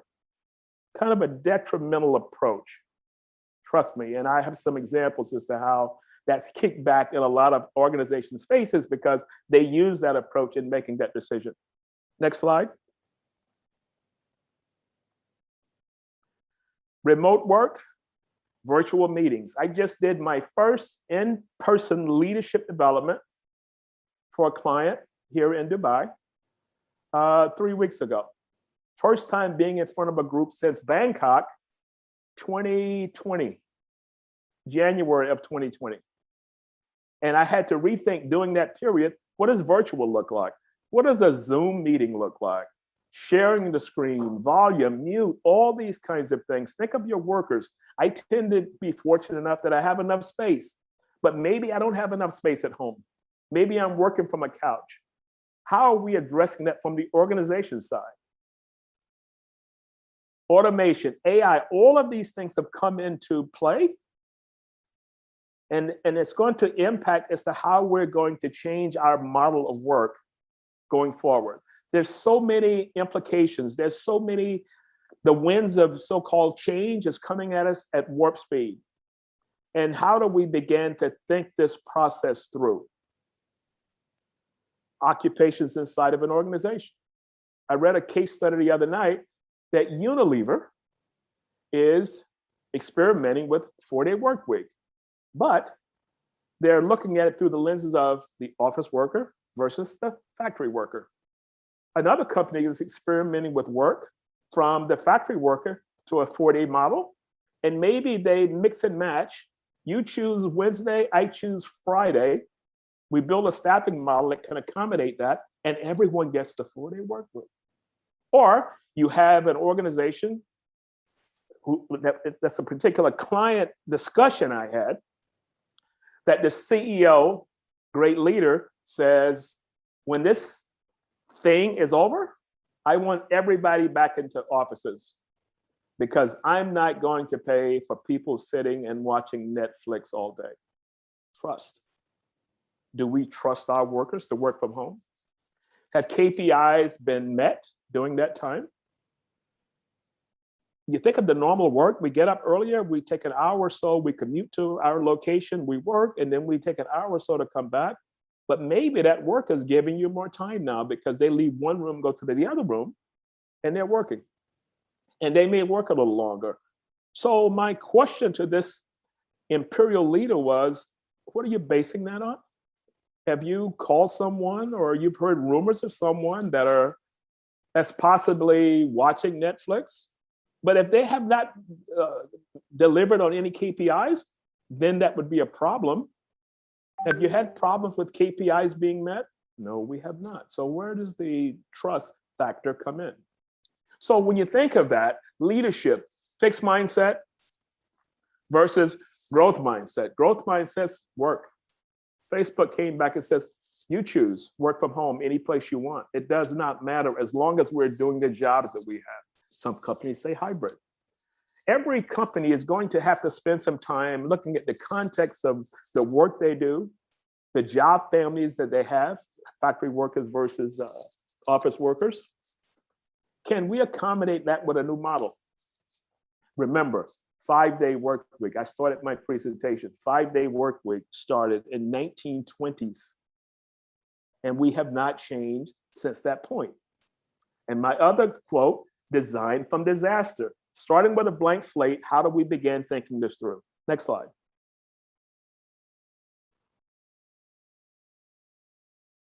So interesting slide here. This is, I think it was McKinsey, and they looked at work from physical proximity. And their thinking was, or their research showed, that work areas with high physical proximities were most disrupted short-term during COVID. And some will have enduring effects. Close proximity, medical care, telemedicine, personal care, gyms closed down, gyms opening back up, gyms at 50% capacity, on-site customer interaction, AI approach, leisure and travel, online. Some of these will not revert back to the original model because one of the things that we've shown that we're adaptable and we look at change and we adapt to that. And if our organization is not adapting, what can we do to improve the adoption of a new work model? Remote work, 20 to 25% of workers in advanced economies could work remotely 3+ days a week on a long-term basis. Now, my leader, subject matter, would probably fall over in his seat if he's listening to this presentation, which he's not. The thought of a 3-day work week, but what about the organization that says work from anywhere? What does it matter whether you're home or whatever it is? And then I read the other day, someone saying, well, if you work from anywhere and you move into this time zone, we're going to deduct your salary because we're paying you based on living in this large city where the cost of living is high. So we're going to deduct your salaries. Mindset shift. But if I begin to hire people from various points across the globe, if I begin to hire people with not anchored in a working from an office building, what I've basically done was that Compensation will adjust itself. It will write its own shift versus me telling you that I'm going to deduct your salary by X amount. Again, fixed mindset, growth mindset. Digitization, two to 5 times growth in e-commerce. Fast food, cloud kitchens. Fast food, digital-only restaurants. Chipotle just experimented with a digital-only restaurant. No seating, no nothing. You drive up, GPS says that you're coming down the street. As you come in, there's your order. And that's the end of it. Different work model, different strategic workforce planning for building that out. All of these things are coming as a result of design from disaster. Famous case study, auto companies selling cars. One had already put in place an e-commerce model that you could basically go online and order a car. I mean, think about it. We can order everything else and it's delivered to our home. They created that. During lockdown COVID, and the intensity of it, they were still able to meet their numbers and were able to increase sales. The companies that did not have that e-commerce model, but maybe that was on their strategic plan for the next 2 to 3 years, now have to speed that process up. So how do you react? How do you, again, go back, design from disaster? Automation, uptick in the use of robotics, robotic processing automation, AI. Amazon, manual labor, hybrid, robotics, as well as workers. They saved $700 million by roboticizing, I don't know whether that's a word, their warehouses. And these are the kinds of things, when you rethink the workplace and rethink the work through every lens, there's a lot of change that we can make, and we have to feel comfortable in change. Next slide. The future of this place that we call work. The future of the place that we call work. Next slide. So this comes to the so-called imagining. What can it look like? If this is our 1920 moment. 6 days, 5 days, work from home, work from anywhere, choices, choices, more choices. Or do you say restricted? I need you in the office on Mondays and Fridays, which I think is what Microsoft said. We need everybody back here on Mondays and Fridays. People push back. Or companies that said, we're going to do 4-day work week, but we want you to choose. This was in New Zealand. A company that says, we're going to do a 4-day work week, but you choose what day you want off. Because one of the things they found, they went into the mindset of giving everybody Friday or Monday, but then when they polled their workers, the workers said, Wednesday would be better for me. The mother says, Thursday would be better for me because that's the day I have to rush from work to pick my son up from daycare. So everyone came back with kind of a different prospect of what a 4-day work week would look like, as opposed to making it mandatory and not listening to the audience that was going to be impacted. So what they decided to do, you make the choice. You're empowered, you make the choice. We'll work it out. Think of the companies that would have a more engaged workforce by empowering you to make a choice, or we're the brains of the outfit. We choose the day you want off, and we're going to give everybody Fridays off. Sounds great in concept, but for some people, it may not work. Now, I know some of you may say, well, who cares? They should be glad to have that off. Yeah, that would work in another time zone. But you're getting a level of worker now that's reading the news. They see how other companies are experimenting. And they're wondering, why are we so rigid here? Why are we so rigid and we just keep sending out these emails and this is how we're going to do it, and you never ask anyone? So when you think about the work that we do in current state, the work that we do in future state, those disruptions that we had on the prior slide, how much of that would be impacted from a marketing approach, from a fintech approach, from a technological approach, current state, future state? How was that going to look, and how are those jobs going to change? Who's analyzing that? Who's analyzing those jobs in current state and looking at the future state?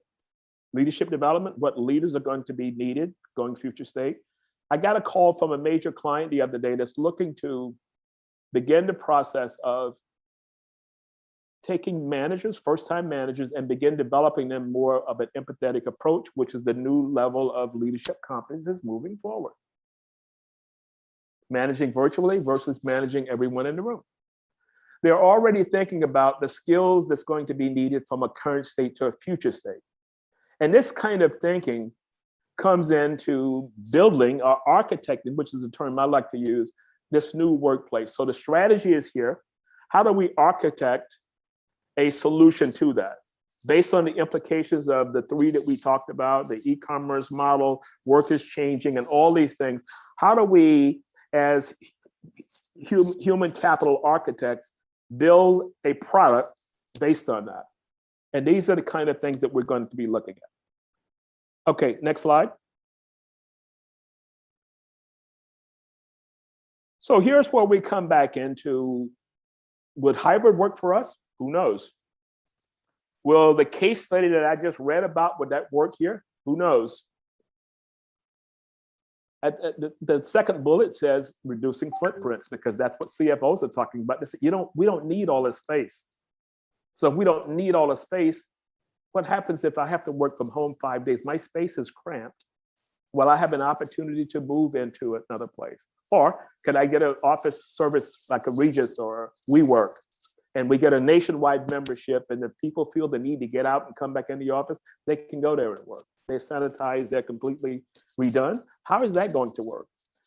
How are we going to manage performance from this new non-physical approach to performance management?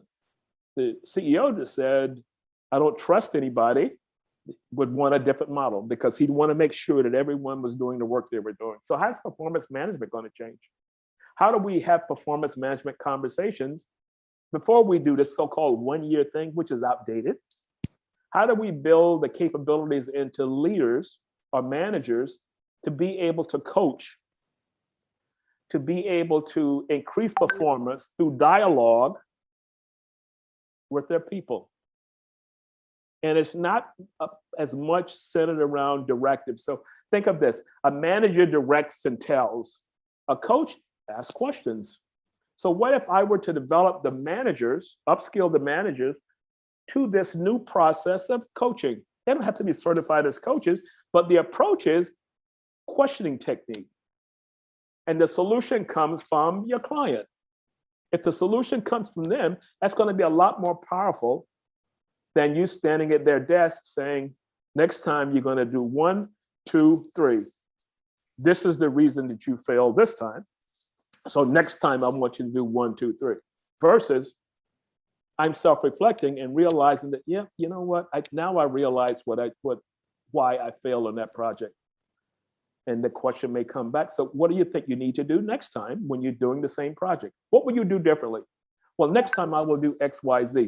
Now, if you look at those two scenarios, which one do you think is going to work? The one that came from the manager pointing the finger, or the one that came from the person, the client says, here's what I think I need to do? How do we onboard people? How do we train people? Do we still do virtual training, which is what we do the vast majority of the time, which I just got off maybe a half hour before I logged in here? How do I onboard new employees? That was kind of a Monday morning piece of the prior job I had. Every Monday morning, we'd have 5 to 10 people starting. You can kind of create the experience from that day one. Can't do that now. Now it goes through onboarding. Inflexible workplaces, my CEO friend, it's not going to work. There was a time that would have worked, but the average age of a workforce is skewing younger, and they will speak their mind. Thank you for that. And they will let you know when things aren't working. And a company is going to have to switch from an organizational perspective to a growth mindset organization versus a fixed mindset organization. Next slide. So the great debate, do we trust them? Do we trust the workforce? So the CEO says, I don't trust them. I don't trust my people. So the question that comes back is that, so how many did not reach their performance goals? And maybe if we need to adjust something, we work with that one individual or those two individuals. But why would we create a policy for the entire workforce because one or two situations did not work out? The strategic approach would be, I go to where the problem is, root cause, and that's what I fix. I don't use a solutioning for the entire organization if it came from here. And I think one of the challenges that a lot of organizations are going to have to come to terms with, just because a person is in the office versus a person is virtual, that doesn't mean they're working when they're sitting here. They could still be on Facebook or whatever it is. But again, who cares? As long as they're doing good work and the KPIs or whatever measuring tool you're using, and they're living up to that, who cares? Which is a different mindset. Skill set. What are you doing for skill sets? If marketing if finance is moving to a more financial modeling perspective, what does that look for each job family, each segment? You take this segment, you look at current skills, you look at that segment and look to future state and say, oh, here's what we're going to need. 2 or 3 points here we're going to need. What's the upskilling process? What's the reskilling process? Whichever you want to call it. How is that going to work? How do we build engagement in a virtual environment? Empathy skills for these frontline managers. And my most important one here, unresolved issues, is, are they being consulted? When Apple sent out the note that says the 2 days, and the employees got together and crafted a letter and sent it to Tim Cook, they said, we weren't asked. Think of that. We were not asked, but you made the decision for us. So that's a directive organization. Growth-minded organizations, hey, give us some ideas. Well, this is what we're thinking. What do you think? What do you think? And the more that you do that, the more you give people a chance to make choices versus we being the be-all, know-all, end-all, making those decisions for someone. Next slide.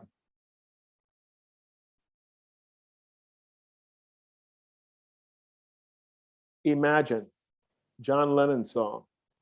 What is that going to look like? Are we going to wait till 2022 or whatever it is, another 100 years before we redesign work again? It is the perfect opportunity, a blank slate, and think through everything. Read case studies that companies are using just to get a sense of what's happening out there. I'm not a big fan of best practices. I say be aware of what's going on. Be aware of this model. Be aware of the challenges they had implementing that model. And you understand the DNA of your workforce, the DNA of your office structure, the DNA of your facilities, the DNA of the people in the room that are doing the work, getting that understanding from them. You can design a great process. And it may not be written in stone because I'm going to use a term that I don't really like because it's used every way you think about it, an agile approach, which means I put a policy in place and I consistently monitor it. Microsoft was smart enough on that phase was that as soon as the lockdown hit, they started pulsing their employees to get a sense of what was happening and what they could do better in order to make it go forward. I mean, the organization to move forward. So these are the things that we have to think about in order to make this happen. It is a perfect opportunity that we can look at what we're doing, and we have the catalyst because of the disaster we had, and we design based on the disaster. Next slide. I think the slides are mixed up, but that's okay. Flip it over to the next slide. The people side. Engagement, trust, soft skills, appreciation. Leaders have to walk the talk. You do not leave it to human resources to build out your engagement strategy and you don't want to be a part of it, of the solution. So there's a term that I use when I do sessions on change management. And one of the things I look at is a C1 leader, a C2 leader. C1 leader says, hey, I think that's a great approach. Let me sign off on it here. Okay, just send me an email and let me know what's going on. C2 leader says, oh my God, this is great. okay, I want you at the next meeting when I do my team meeting of the C-suite, and I want you to walk us through this, and we're gonna assign different leaders as part of chain sponsors or whatever title we'll call them to get involved, more involved.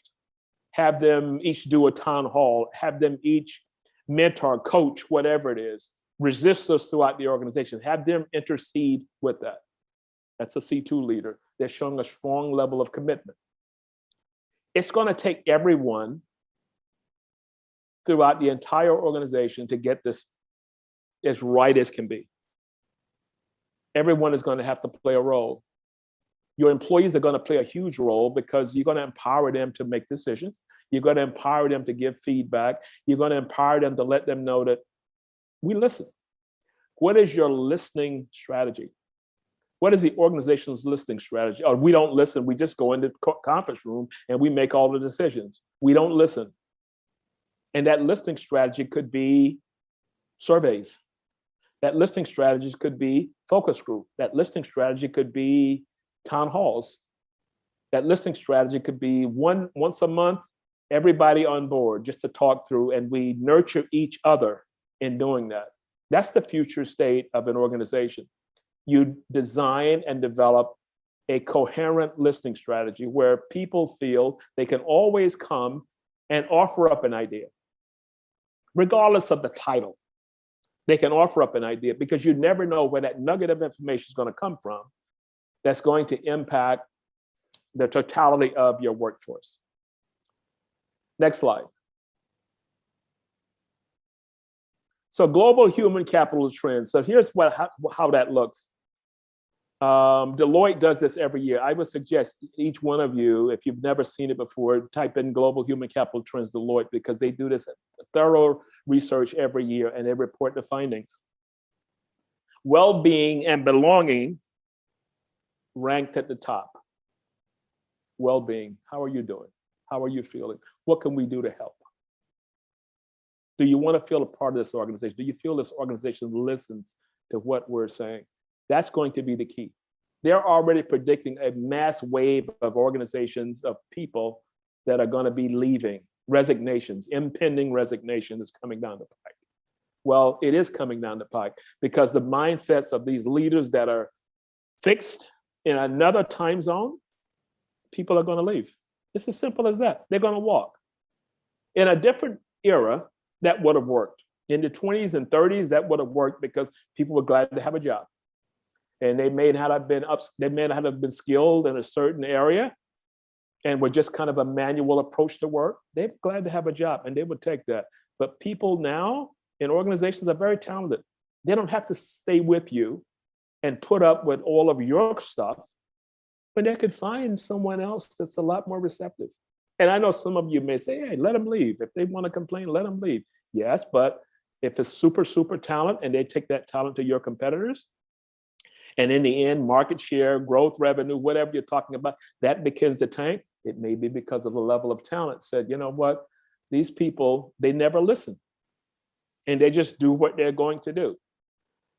Incorporate strategies that value human capital as much as the technological piece, the people side of it. Values and trends should not be ignored. You know, the pendulum has swung and people, your workers, they're in the driver's seat now.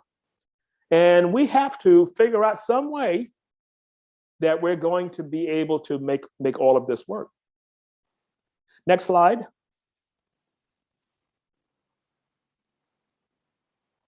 There is no one size fit all. So as I said, you monitor what's happening outside. This sounds cool, this sounds cool, would it work here? What is your listing strategy telling you? How can we weave a new model in? Maybe we need to go back and talk to people. Maybe we need to create an advisory board for workplace, workforce, future, whatever it is, cross-section of people to begin talking, having the conversations. We're gonna have to take all that into consideration. We're gonna have to take people's needs into consideration.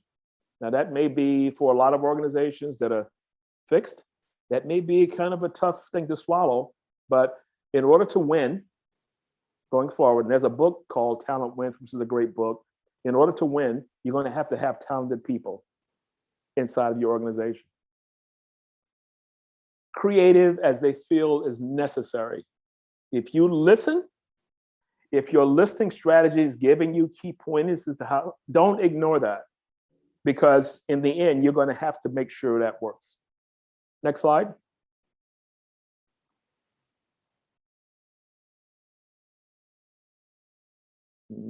Next slide.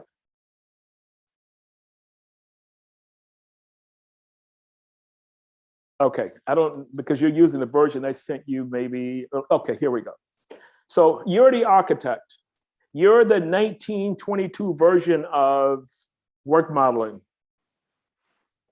Blank slate. 1923. How are you going to go back? I have my, okay, go. So think of blank slate. 1922 version, 6 to 5. You're going 5 to 4, 5 to 3, work from home, work from anywhere, talk to your people, prototype, test model, see whether it works. Create an advisory board around these transitions so that every voice is being heard. Again, a listening strategy. Survey focus group. I say walk-arounds because that was my technique at the company that I worked for in New York. I was vice president of human resources for Martha Stewart in New York back during the time that she had troubles. So I put it like that, in troubles. And my concept of walk-around was this. Every morning at 10 o'clock, I would walk around the floor. Our offices took up an entire city block. If you've ever been to New York, you know a block is a pretty long circumference to walk around. I would walk around. I would stop in a conference room if there was a meeting, sit in the back. Every afternoon, I'd go the opposite direction. This time I would stop in a different department, but everybody knew me and everybody would always come to me with different ideas because I kind of threw away the mystique of HR being the police, which I wanted no parts of. I wanted to be viewed and my department to be viewed as an advisor, as someone that you can bounce ideas off of. We are the people experts and we can give you people strategies based on the challenges you're facing. We consistently monitor pulse once a week, once a month. How are we doing this? This engagement survey once a year, that's over with. And we have to totally rethink that entire model because that's not going to work. Who can wait a year to see how well you're doing? Think of you having a relationship and once a year, you talk to your significant other and says, how am I doing as a husband? How am I doing as a wife? Not going to work. So a lot of the processes and things we have in place are going to all have to be looked at from a different lens. And lastly, we communicate, and we communicate some more. So thank you, because I think that's my last slide. Thank you so much. Thank you so much too, dear Ron. It was really great. Thanks a lot. Actually, we do have just a few questions here. It was perfect, perfecto. Okay, question 1. Do you think companies should have strategies on redesigning their workspace? Not only on redesigning their workplace, but workforce and work. All of those 3 primers are going to have to be looked through. And we can't just make assumptions. So based on that question, who are you asking that? If you asking whether organizations should have, I say yes. So how do you get that information? I think one of the key points moving forward is companies are going to have to create a listening strategy. How are we going to listen to people? Because now they're all over the world and they're doing all these things. How are we going to listen? Is that going to be, what model are we going to use? We're going to pulse every so often. Maybe people are surveyed out. Maybe every leader has a walk around on 1 day a week. You just, no work. You're just talking about how everyone's doing. Cool. Well, regarding the workforce, is it more rehire or do you think more new opportunities will arise after pandemic? I think new opportunities will arrive based on needs of the organization. You mentioned rehire. I don't really rehire. Okay, rehire. So pre-pandemic, we had to lay people off. You should go back. you should go back and try and bring those people back who were good workers. Average or below average, I say below average workers, why would you want to do that? But I'm saying if people were talented through no fault of their own, they had to be laid off, you want to go back and find those people. So I'll give you, how much time do I have? Because I have a little case study I wanted to give. We have 7 minutes together. Take your 7 time. minutes to go. So at Martha Stewart, we had, when she went to jail, we had to close down the TV division, approximately 200 and some people. But we did it in a way that we provided all kind of services to the people that were being laid off. So there's no way they could have ever said that we did not do it with having a heart. We put ourselves in their shoes. What would they need, or what would a person need, you know, if they were going through this? A little extra severance, and all these kinds of things that we did. Eventually, she goes away and she comes back. Within a month, we had a TV show. And what do? We sent out notices to all those people and say, we're starting up again. If you're interested, let us know. And they all came back. If you do it the right way, they will come back. And if you're looking to do this rehire strategy of whatever it is, to rebuild the workforce, look at the people that you let go, because that's a story to tell. That's a positive story to tell. Great. That's 5 minutes, right? Ron, a major cause of concern among employers was the ability to monitor employees when they are working from home. Many companies upped their use of monitoring tools during the pandemic, and many employees fought back against this. What's your suggestion on this new regulations in the area? Okay, let me go back to part of what I said, trust. Why would you not trust the employee? I mean, so here's the solution. You may have one or two people that are screwing up. You deal with them, but you're gonna put the entire workforce under a monitoring system. Someone called me the other day and said that we want you to endorse our product. Could you take a look at our product? Because we know you do a lot of organizational work, and we know we have monitoring software. You could pull all these numbers. I said, never in 1,000 years, or there's not enough money on the planet for me to do that. Because I don't believe in that concept. So if I go to Facebook and spend 10 minutes, if I go to YouTube and watch a video on a break, who cares?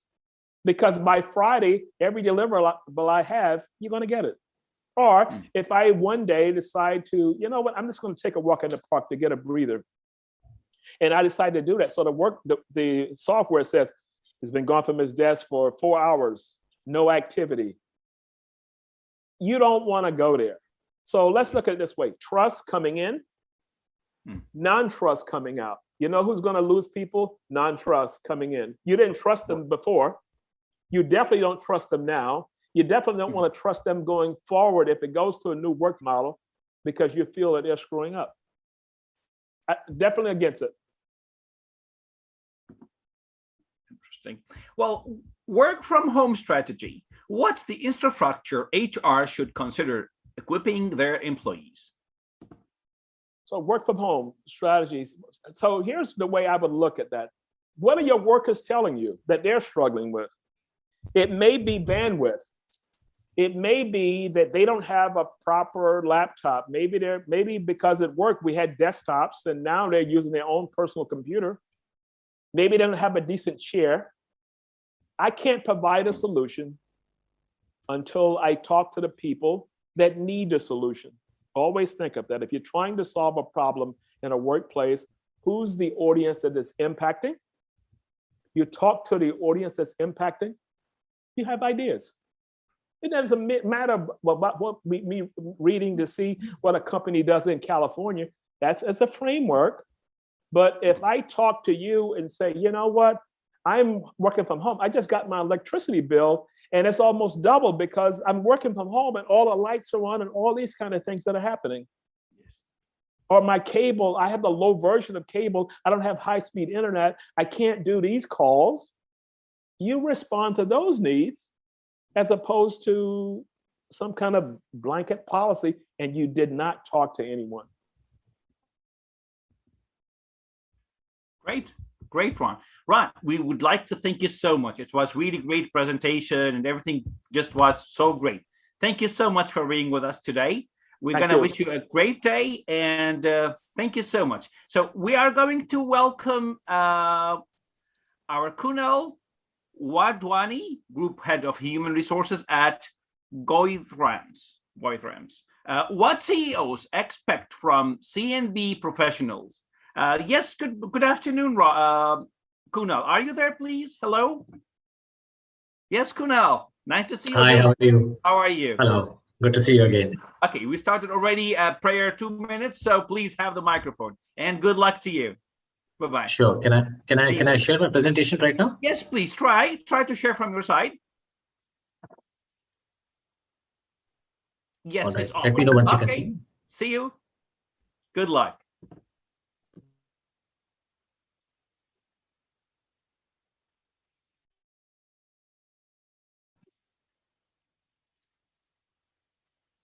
All right. Need to just get used to this whole thing of working virtually and having conferences virtually now. Hello, everyone. We are going to discuss how compensation and benefits can play an important role in achieving business objectives. A quick overview about me. I'm Kunal Wadhwani, and I head the Human Resources function for Choithrams GC. For those who are joining us from Qatar, the Mega Mart, Macro Mart, and ShopRite supermarkets are part of Choithrams Group in Qatar. With a pretty modest start in 1944 in Sierra Leone, Africa, Choithrams' brand has come a long way in establishing its presence in various industries and countries across the globe. Choithrams happens to be a multinational organization with presence in various industries, which includes retail, distribution, agri-commodities, manufacturing, education, and healthcare. We have our business presence in around 18 countries and over 16,000 employees work and take care of our business segments. Now, since I have limited time to cover my points, I'll be quickly taking a leap on today's topic. Compensation and benefits is a key element of the HR function. It's also an important driver of the overall HR strategy. So what would CEOs expect CNB professionals to do, especially in the post-COVID scenario?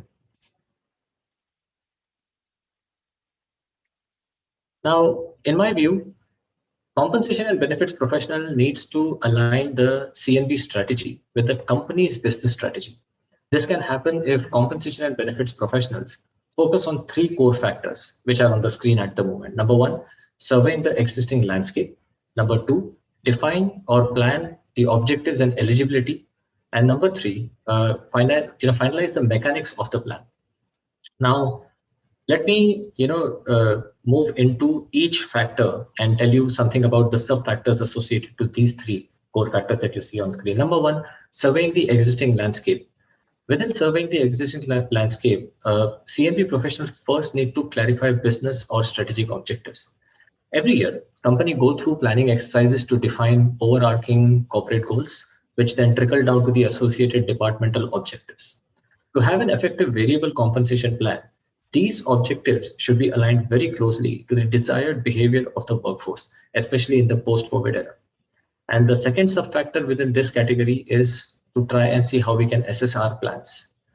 Generally, a more focused and strategic assessment usually is conducted when company business objectives are reset for a new year or sometimes after a new organizational change occurs. However, with this unplanned outbreak, it would require CNB teams to review their objectives. This type of assessment should evaluate how well the existing plans are performing or would perform against the newly defined business objectives in the post-COVID era. When we look at the second factor, which is planning objectives and eligibility in a deeper way, we are looking at, let's say, 3 sub-factors. Number 1, you need to define objectives of, let's say, a sales plan. I'm talking about a sales plan because we are an organization which is into selling food products, retail, and distribution of food products. So defining a sales plan for my organization is very, very important. Now, sales plan objectives should always align strategically with the high-level corporate goals. Too often, this step is overlooked and results in great compensation plans with poor company performance or great company performance with disenchanted sales team because the objectives of the plan and the company were misaligned. The second sub-factor that I can think of is assessing the eligibility of jobs within the organization. Now, not all employees and positions will be on sales or compensation plans. you and I work in HR zone over here. So there are support groups also working within the company. However, by evaluating human resource needs with a sales plan in mind for more or less any job, company can make strategic decisions about what roles are required and which will be eligible for variable pay and at what levels. Number three, it is also important for CNB teams to establish compensation levels. Typically, human resources and business operations collaborate to establish compensation levels within the organization. After roles have been defined, compensation levels can be determined based on company's compensation philosophy, associated market pay benchmarking, and internal equity of the organization. The third factor that you see on the screen is to finalize the mechanics of the plan. Again, there are two perspectives into this. Number one, CNB professionals need to select performance measures and weightages. I would say keeping it simple, maybe an overused proverb. You may have heard it a number of times, but it is critical for an effective compensation plan. In compensation terms, this means minimizing the number of measures. A rule of thumb is no more than 5 measures with maybe a 3 measure as an ideal, when you're defining the mechanics of the plan. The more number of measures you define, to try and build a compensation structure, the more likely you will dilute the importance of any one element, which ultimately results in creating an ineffective plan.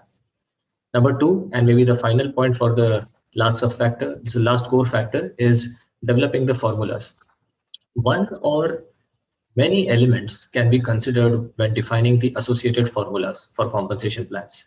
However, in developing the formula and adding sophistication, it is critical that companies keep the plan simple and transparent. It's very, very important to define who gets performance bonus in the organization, who gets incentive in the organization, whether the commission rates that you are trying to pay to your sales force, is it single or flat rate? Do you have adjusted commission rates within the organization?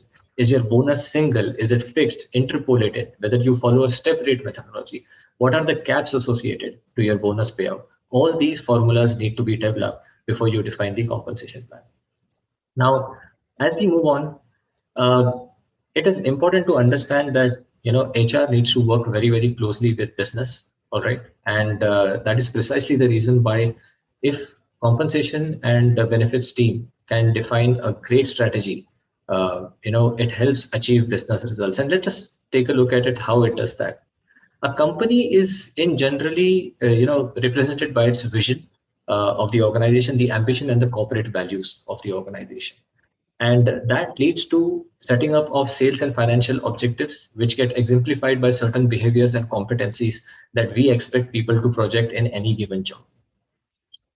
The compensation strategy then, should align the incentive structure, the compensation structure with financial objectives and competencies. So sometimes, one person in the team may think that I have done a great job. Why am I not getting my bonus? Why am I not getting my sales incentive? But I think it is not just the individual performance factor that matters. What also matters is the company performance factor. And when compensation strategy is being defined, it is so important to take individual performance and company performance both into consideration, so that you could, appropriately look at your P&L structures and then make a payout suggestion for your bonuses or for your commissions. Finally, this leads to employee working towards the company objectives and is definitely rewarded for achieving those objectives. So the company is happy, the employee is also happy in the same case. Now, it is also crucial to try and see how to balance out employee and business needs with financial goals. In this particular element, it would be crucial to define business plans, so that a company creates a vision plan to achieve their strategic and financial goals.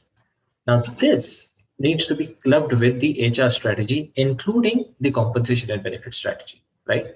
Because the HR strategy cannot be misaligned and considered as a different perspective or a different functional area. In today's time, in the last 1.5 years, HR has played a very crucial role in balancing out the organization needs, whether it was through managing employee emotions, whether it was looking at market conditions, what kind of pay benchmarking revisions have happened in the external market environment, and using all of this data, what should I be doing within my organization? Ladies and gentlemen, let me tell you, and I'm sure most of you will have a smile on your face when you listen to this. I'm sure, just like me, you are part of many WhatsApp groups. And once in a while, in those HR WhatsApp groups, you may get one message which says that, can you share, the compensation template of your organization, because I would like to develop something in my organization. And let me tell you, it doesn't work that way. Just because, and we have Mercedes, office next door. So just because Mercedes creates a policy that works for them, doesn't mean that the same policy, if I replicate in my organization, is going to work for me. So it is very crucial to understand the cultural assessment of your organization to define the HR strategy and the compensation strategy, and then merge it with the business plan and defined objectives of the organization goals. And when you do that, eventually, your goals are automatically translated into the objectives. All right. The key result areas for functional heads and their teams are very clearly defined. People exactly know that if I want X output, what kind of input I need to provide, what kind of effort do I need to make. Let me also tell you this, 2020 was a very different year for all of us, I'm sure. We obviously follow a January to December financial year calendar within Chula. And in November 2019, we completed our budgeting exercise for 2020. Suddenly, when COVID struck in March and things started changing, there were lockdowns over here. Our business got impacted as well. Although the retail section of our business was booming because people were panic buying, our distribution segment was going through a tough time, and there were concerns. Obviously, people were worried about what their fate would be within the organization. So we had obviously decided that we will not lay off anybody from our organization, but then we reworked on our policies. We reworked on our budgets, in May 2020 one more time to try and see how we could, manage the remaining part of the year. So it is not that if you have made one plan at a given point in time, you need to stick to that particular plan. If the market dynamics change, you need to try and adapt to it. Okay, adopt some of the principles of what's happening outside, build your own strategy. And when you do something like that, when you're ready to accept that kind of change management principles, alignment of organization strategic goals with employees' objectives and KPIs merge really well. And this is obviously followed by performance assessment, okay, where compensation and benefits, HR business partner teams work very closely with the HR team and business operations during the salary increments and rationalization activity. With that, let me take you back into a very age-old management concept, which is called Johari window. And I'm sure most of you who are listening to me at this particular point in time are aware of what Johari window is. Those who don't, let me just quickly tell you, this is a methodology of an assessment used for individual assessments primarily. And there are 4 quadrants to it. There are the first quadrant that you see on the left side of the screen on top is a quadrant which is known to the employee and known to compensation and benefits team. It's basically a concept where something is known to you versus something is known to others. So there's a blind side versus the side that is seen. However, I'm translating this whole concept of Johari window into compensation and benefit strategy element, right? So the first quadrant that you see is something that is known to the employee and known to compensation and benefits. The quadrant next to it on the right hand side is something that is unknown to the employee but known to compensation and benefits. On the left hand side of your screen, again below, you see hidden benefits, which is known to the employee, unknown to compensation and benefits. And the last quadrant, which is unknown benefits, is unknown to the employee and unknown to compensation and benefits. Now, it may sound a bit tricky, but let me give you an example. Health, safety of employees. This is one area where HR teams, organizations combined together have worked massively in the last 1.5 years, especially when this pandemic started off, right? There are companies that I've heard of, even our organization started identifying COVID positive cases, primary contacts. We started isolating them. There was a surge in the number of cases in UAE, and at that particular point in time, even the medical system was facing troubles to accommodate so many patients within the hospital. When we started tracking and quarantining people, we created a quarantine facility within our staff accommodation premises. It was like a 90 bed space capacity that we built, so that in case any of our employees do not get a bed space in the hospital, Okay, they don't have to worry about it. So by doing this and by constantly communicating these things, okay, we started dispelling fears that people had. We started clearing anxieties that people had. Now, although you may not be able to put a value to these particular things, but these are blind benefits, right? These are blind benefits that are unknown to the employee. But the CNB guys who are making these investments, who are looking at these investments that company is making, okay, they are all aware about these particular things. The L&D function that any organization has, which creates psychological alignment within the organization for upskilling employees. These require investment within the organization. And when compensation and benefits team are planning their strategy, they also need to look at these additional elements that company is working on, rather than just talking about what an employee should get in hand as cash or as a base salary, right? You are also looking at concepts that are absolutely unknown to the employee, a feeling of well-being, okay, stress relief.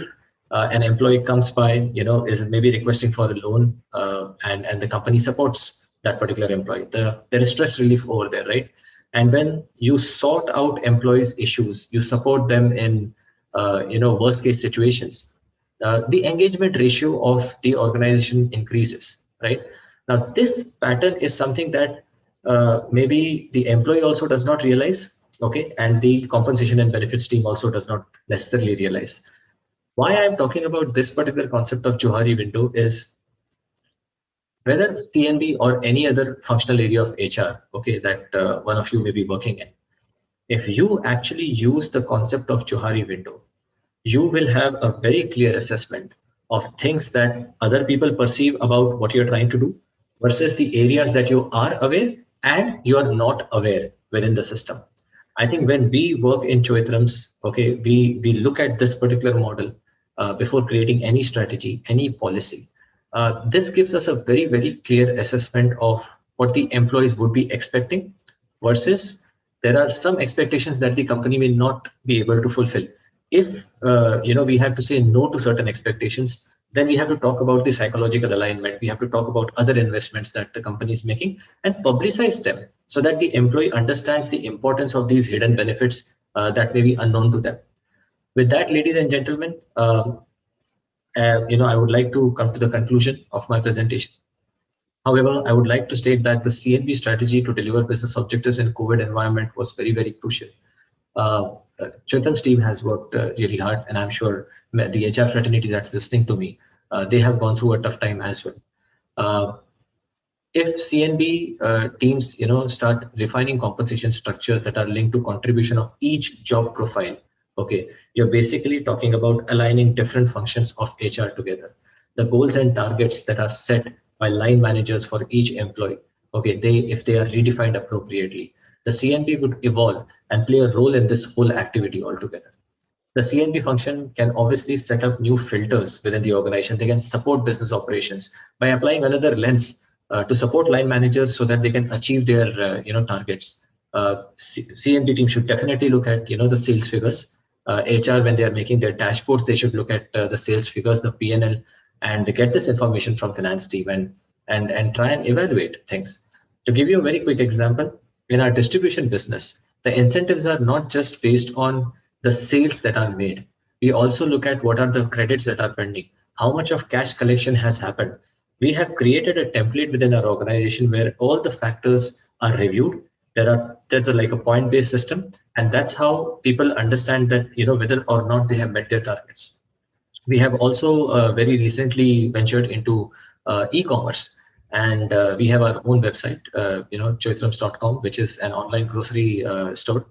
And we are now trying to evaluate our brick and mortar sales versus our online sales and try and see maybe if we could have a different incentive structure on online because the sales are booming over there due to this pandemic situation. So it's important that we constantly redefine our incentive, our reward programs. If you have made something, don't just stick to it for the next 5 to 10 years.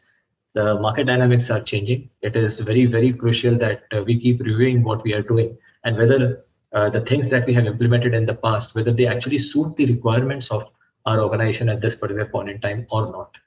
Finally, manage open communication with business to understand business objectives And that's how you will have engaged and motivated employees in an uncertain world that follows.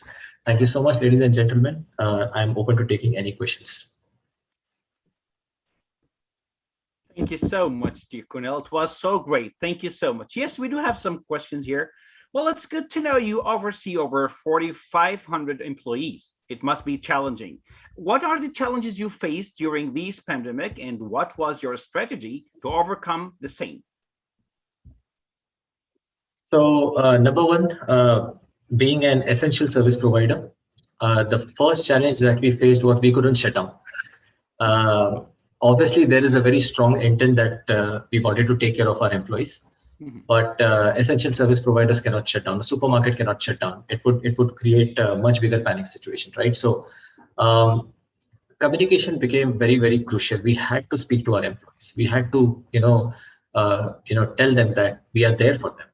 And in case they have any apprehension, any anxiety about things that they wanted to know or understand, they can come to HR and they can talk to us. To give you a couple of examples, we also ran some surveys when the pandemic started off, and as an outcome, we have restructured some of our policies. Some of our employees, were thinking that it would, being COVID positive or being a primary contact, will push them into quarantine and it would affect their leave pool. We have created a new leave type in the organization where they get 14 paid days of special sick leave called COVID special sick leave, right? And they don't get loss of pay in case they are sitting at home. We have implemented work from home policies. I think, a lot of good things have happened because of pandemic coming out, although this may not necessarily be a good thing to say, but many changes have happened across the globe where, organizations which were very, very rigid have decided to transform, right? And that's the beauty of it. Now, one challenge that we still face at this particular point in time, because the second wave has hit most part of the world, hiring people in GCC is a challenge because this is an expat-oriented environment, right? And when travel was ongoing, it's easy to conduct interviews online, send the visa across to people wherever they are. People fly in and complete their formalities and they join the organization. But now it is a tricky situation. So in case organizations who are in GCC who hire expats, they might find recruitment and talent acquisition a bit challenging at this particular stage. That is one of the crucial areas. Beyond that, I think in our organization at this particular point in time, we have not faced much of a challenge because there are challenges which keep popping in here and there, but I think we have worked around on solutions and we have many examples. I have just spoken about creating a 90 bed space facility within the organization itself. This happened last year when COVID struck. Hospitals did not have bed space over here. Employees were getting concerned because they shared accommodation spaces, right? They are staying in shared accommodation. And in case one person gets COVID positive, other two people are out of the room. So where do they go? Where do they stay? These are not the people who are earning big fat salaries, right? They cannot go and book a hotel room. So it was like maybe a week's time. We took charge of the situation. We created this facility in-house, and things worked out. I think this has led to a lot of improvement in engagement within the organization, and we can see that in our scores as well. Okay, great. Well, how do you manage employee stress management? Come again, sorry. How do you manage employee stress management? Stress management. Well, let me tell you, I can give you 110 ways of doing it, including yoga, but I'll tell you what, it's the simplest way is to communicate. And one of the changes that we have made in an organization in the last 5 years. This is not because of pandemic, frankly speaking. We have an organization who has transformed from being a typically family managed business to a corporate organization today. And in the last 5 years or so, I think conversations have been improvised within the company, and it actually comes from our core values. Our core values is called as climb. Being boundaryless is one of the most important core value. We don't stick to our functional areas. We go out and we talk to employees.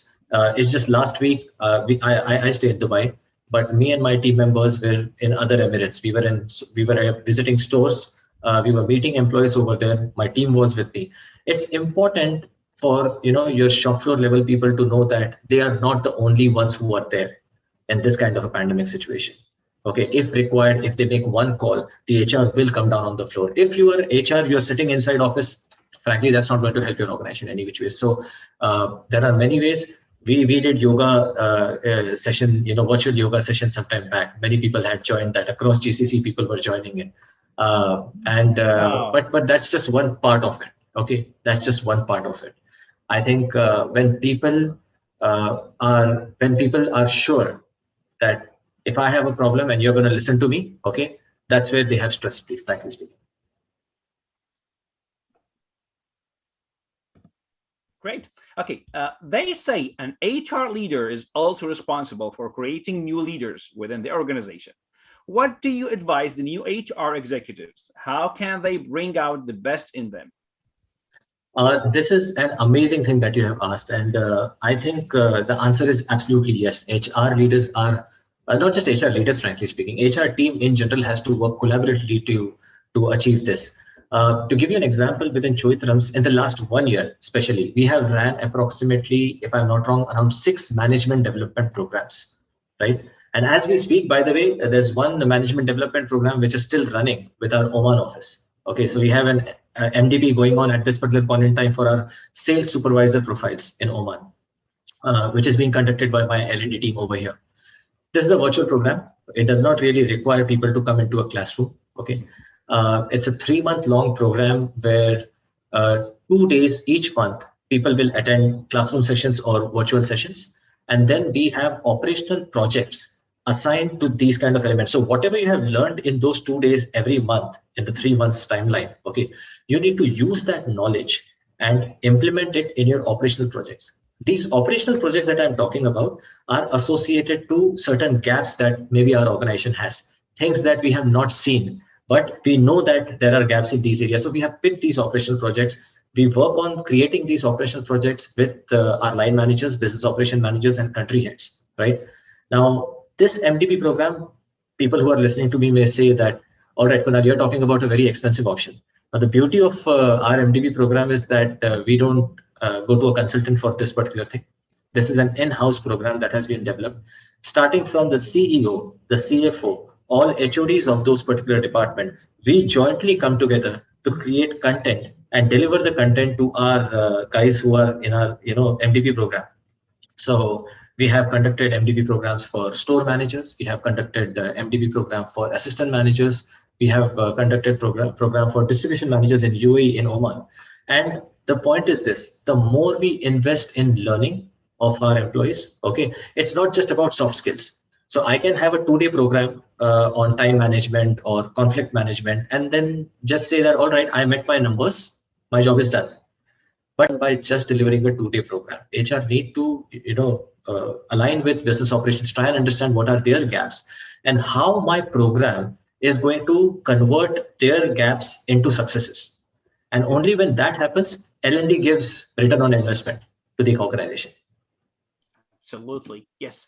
Well, how to build a productive corporate culture among your employees and a way to serve organizational goals? Well, I think if I have to sum up whatever I have spoken up till now, that would be the answer for this particular question. I think it is important to have a value-based system within the organization and then stick to it. There are, many examples where people have spoken to me in the past and they said, all right, value is just, 5 points written on a piece of paper. Not really, not really. A value-based defines who your organization is and who you are in that organization, right? So we have, our core values. There are 5 factors. We call it CLIMB: customer centricity, leadership, integrity, meritocracy, and being boundaryless. But being boundaryless is something that I spoke about. But I think it, for us, it all starts from customer centricity, and that's our first objective. Anyone working in the organization is my customer, and my retail's customer, who are the external customers, they are also my customer, because if I take care of my employees are going to take care of them, right? So I have to live my values in the organization, and that's how you're going to go towards achieving a corporate organization or a productive organization that works together to achieving organizational goals. Regarding the previous question, that was great initiative and good to know. I am sure this would be a case study for many watching us. It was really great for everything. Thank you so much, Kunal. It was so pleasure to have you today. Looking forward all the best to you. And regarding everyone, hello everyone. Thank you so much, Kunal. Thanks a lot. Thank you. Take care. Have a nice day. We are going Bye-bye. on a networking break now, and we will join on at 2 p.m. Qatar time. During the break, you can visit Networking Zone's exhibition, Networking Lounge, and Sponsors Lounge. You could utilize these services from our platform for networking in this digital environment. Thank you so much for being here today, and looking forward to be back at 2 p.m. Qatar time. Have a great day. Thank you. See you soon.